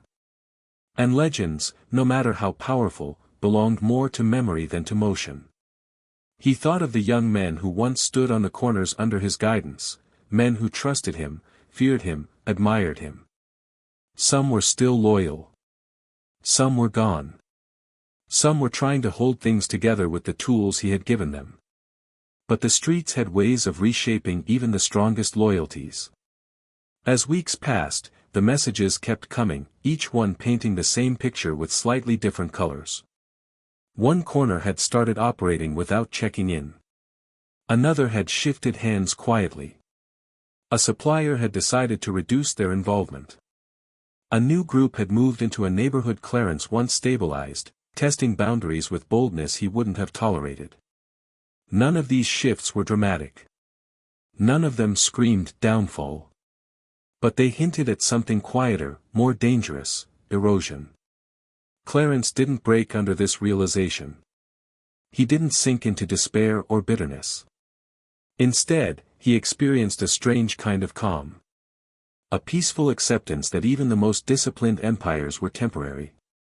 He leaned back against the cold wall of his cell, breathing slowly, letting the calmness settle into him like warm air after rain. Maybe this was how it was always meant to go. Empires rarely fell with explosions. They faded. Softly. Quietly. Like smoke rising into the sky.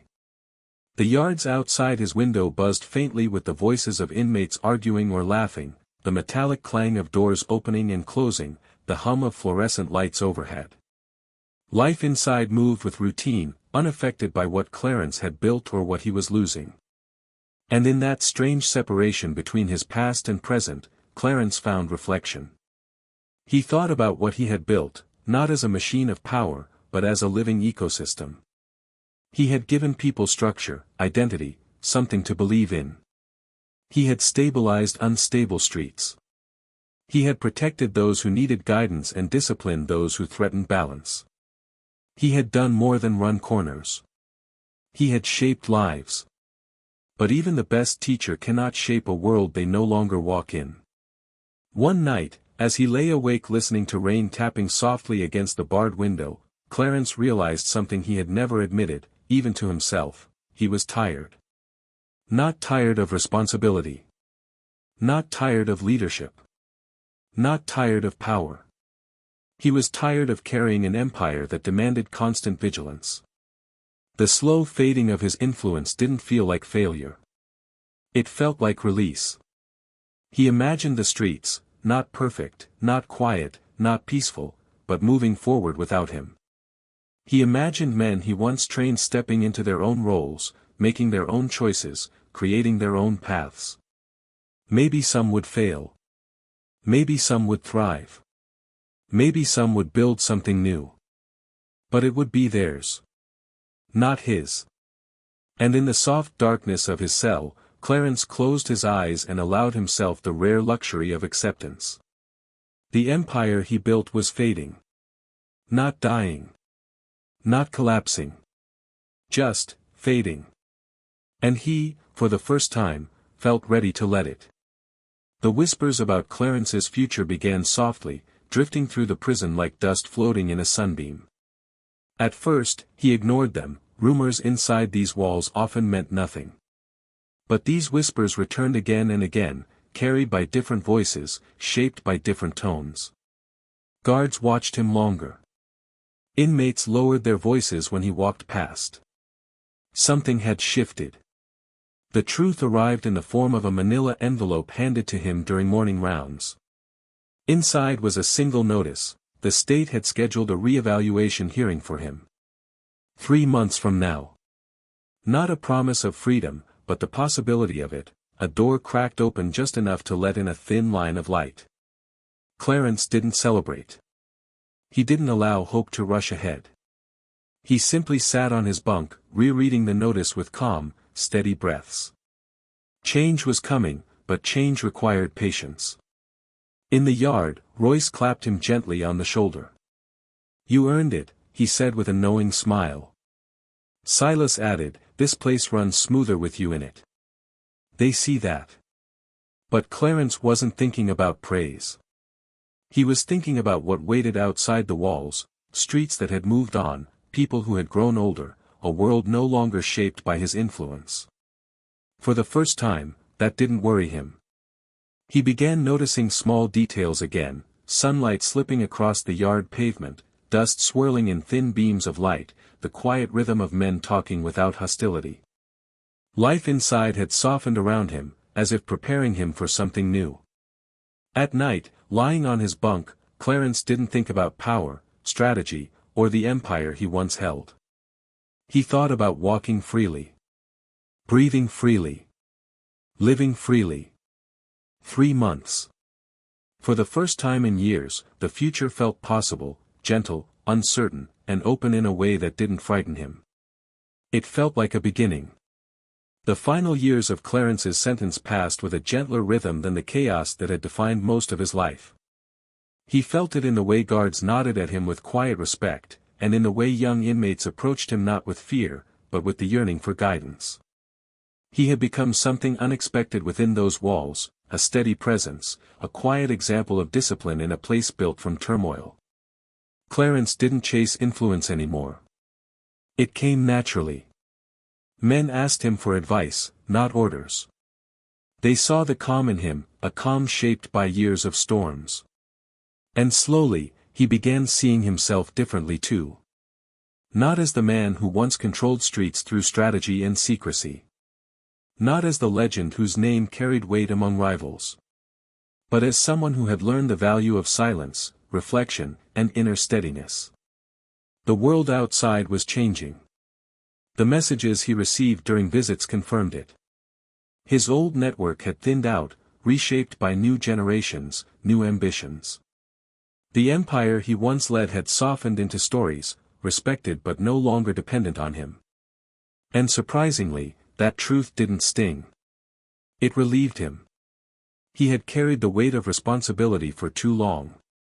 Every morning he woke early, watching the soft gold sunrise through the narrow window. He read more. He listened more. He thought more deeply about the path he'd walked and the shape his life had taken. He understood now that every empire had a lifespan, and his had ended without bitterness. Peace, quiet, steady, real, had settled into him. And as his sentence neared its close, Clarence felt something he hadn't felt in decades. He was ready for a future that didn't demand power, control, or fear. He was ready simply to live. When Clarence walked out of the prison gates, the world felt larger than he remembered, lighter, quieter, almost gentle. No crowd waited for him. No grand welcome. Just his cousin leaning against an old car, offering him a silent nod that meant more than any celebration could. The drive back to the city felt surreal. Streets he once ruled now moved without him. New faces, new stores, new rhythms. Clarence didn't feel replaced, he felt released. His empire had become a story, and he no longer needed to hold its reins. His cousin brought him to a small apartment above a laundromat. Simple. Peaceful. Clarence sat on the edge of the bed, letting the quiet fill him. He realized how much he had missed quiet, the kind that didn't hide danger, but offered rest. In the days that followed, Clarence created a gentle routine. Morning walks to a corner cafe. Evenings reading books he once never had time for. Occasional conversations with people who recognized him, though he never encouraged nostalgia. When a young man called him "Big House," Clarence calmly corrected him, that was then. He visited a small park often. One evening, sitting under the glow of a street lamp, he felt something shift inside him, something final and freeing. His past didn't chain him anymore. His legend didn't define him. For the first time, the future wasn't a threat or a burden. It was simply open. He understood now that peace wasn't the absence of responsibility, it was the absence of weight. And as Clarence walked home beneath a sky filled with stars he once ignored, he carried nothing but himself. No empire. No fear. No shadows. Just Clarence Hayes, finally free, in the only way that ever mattered.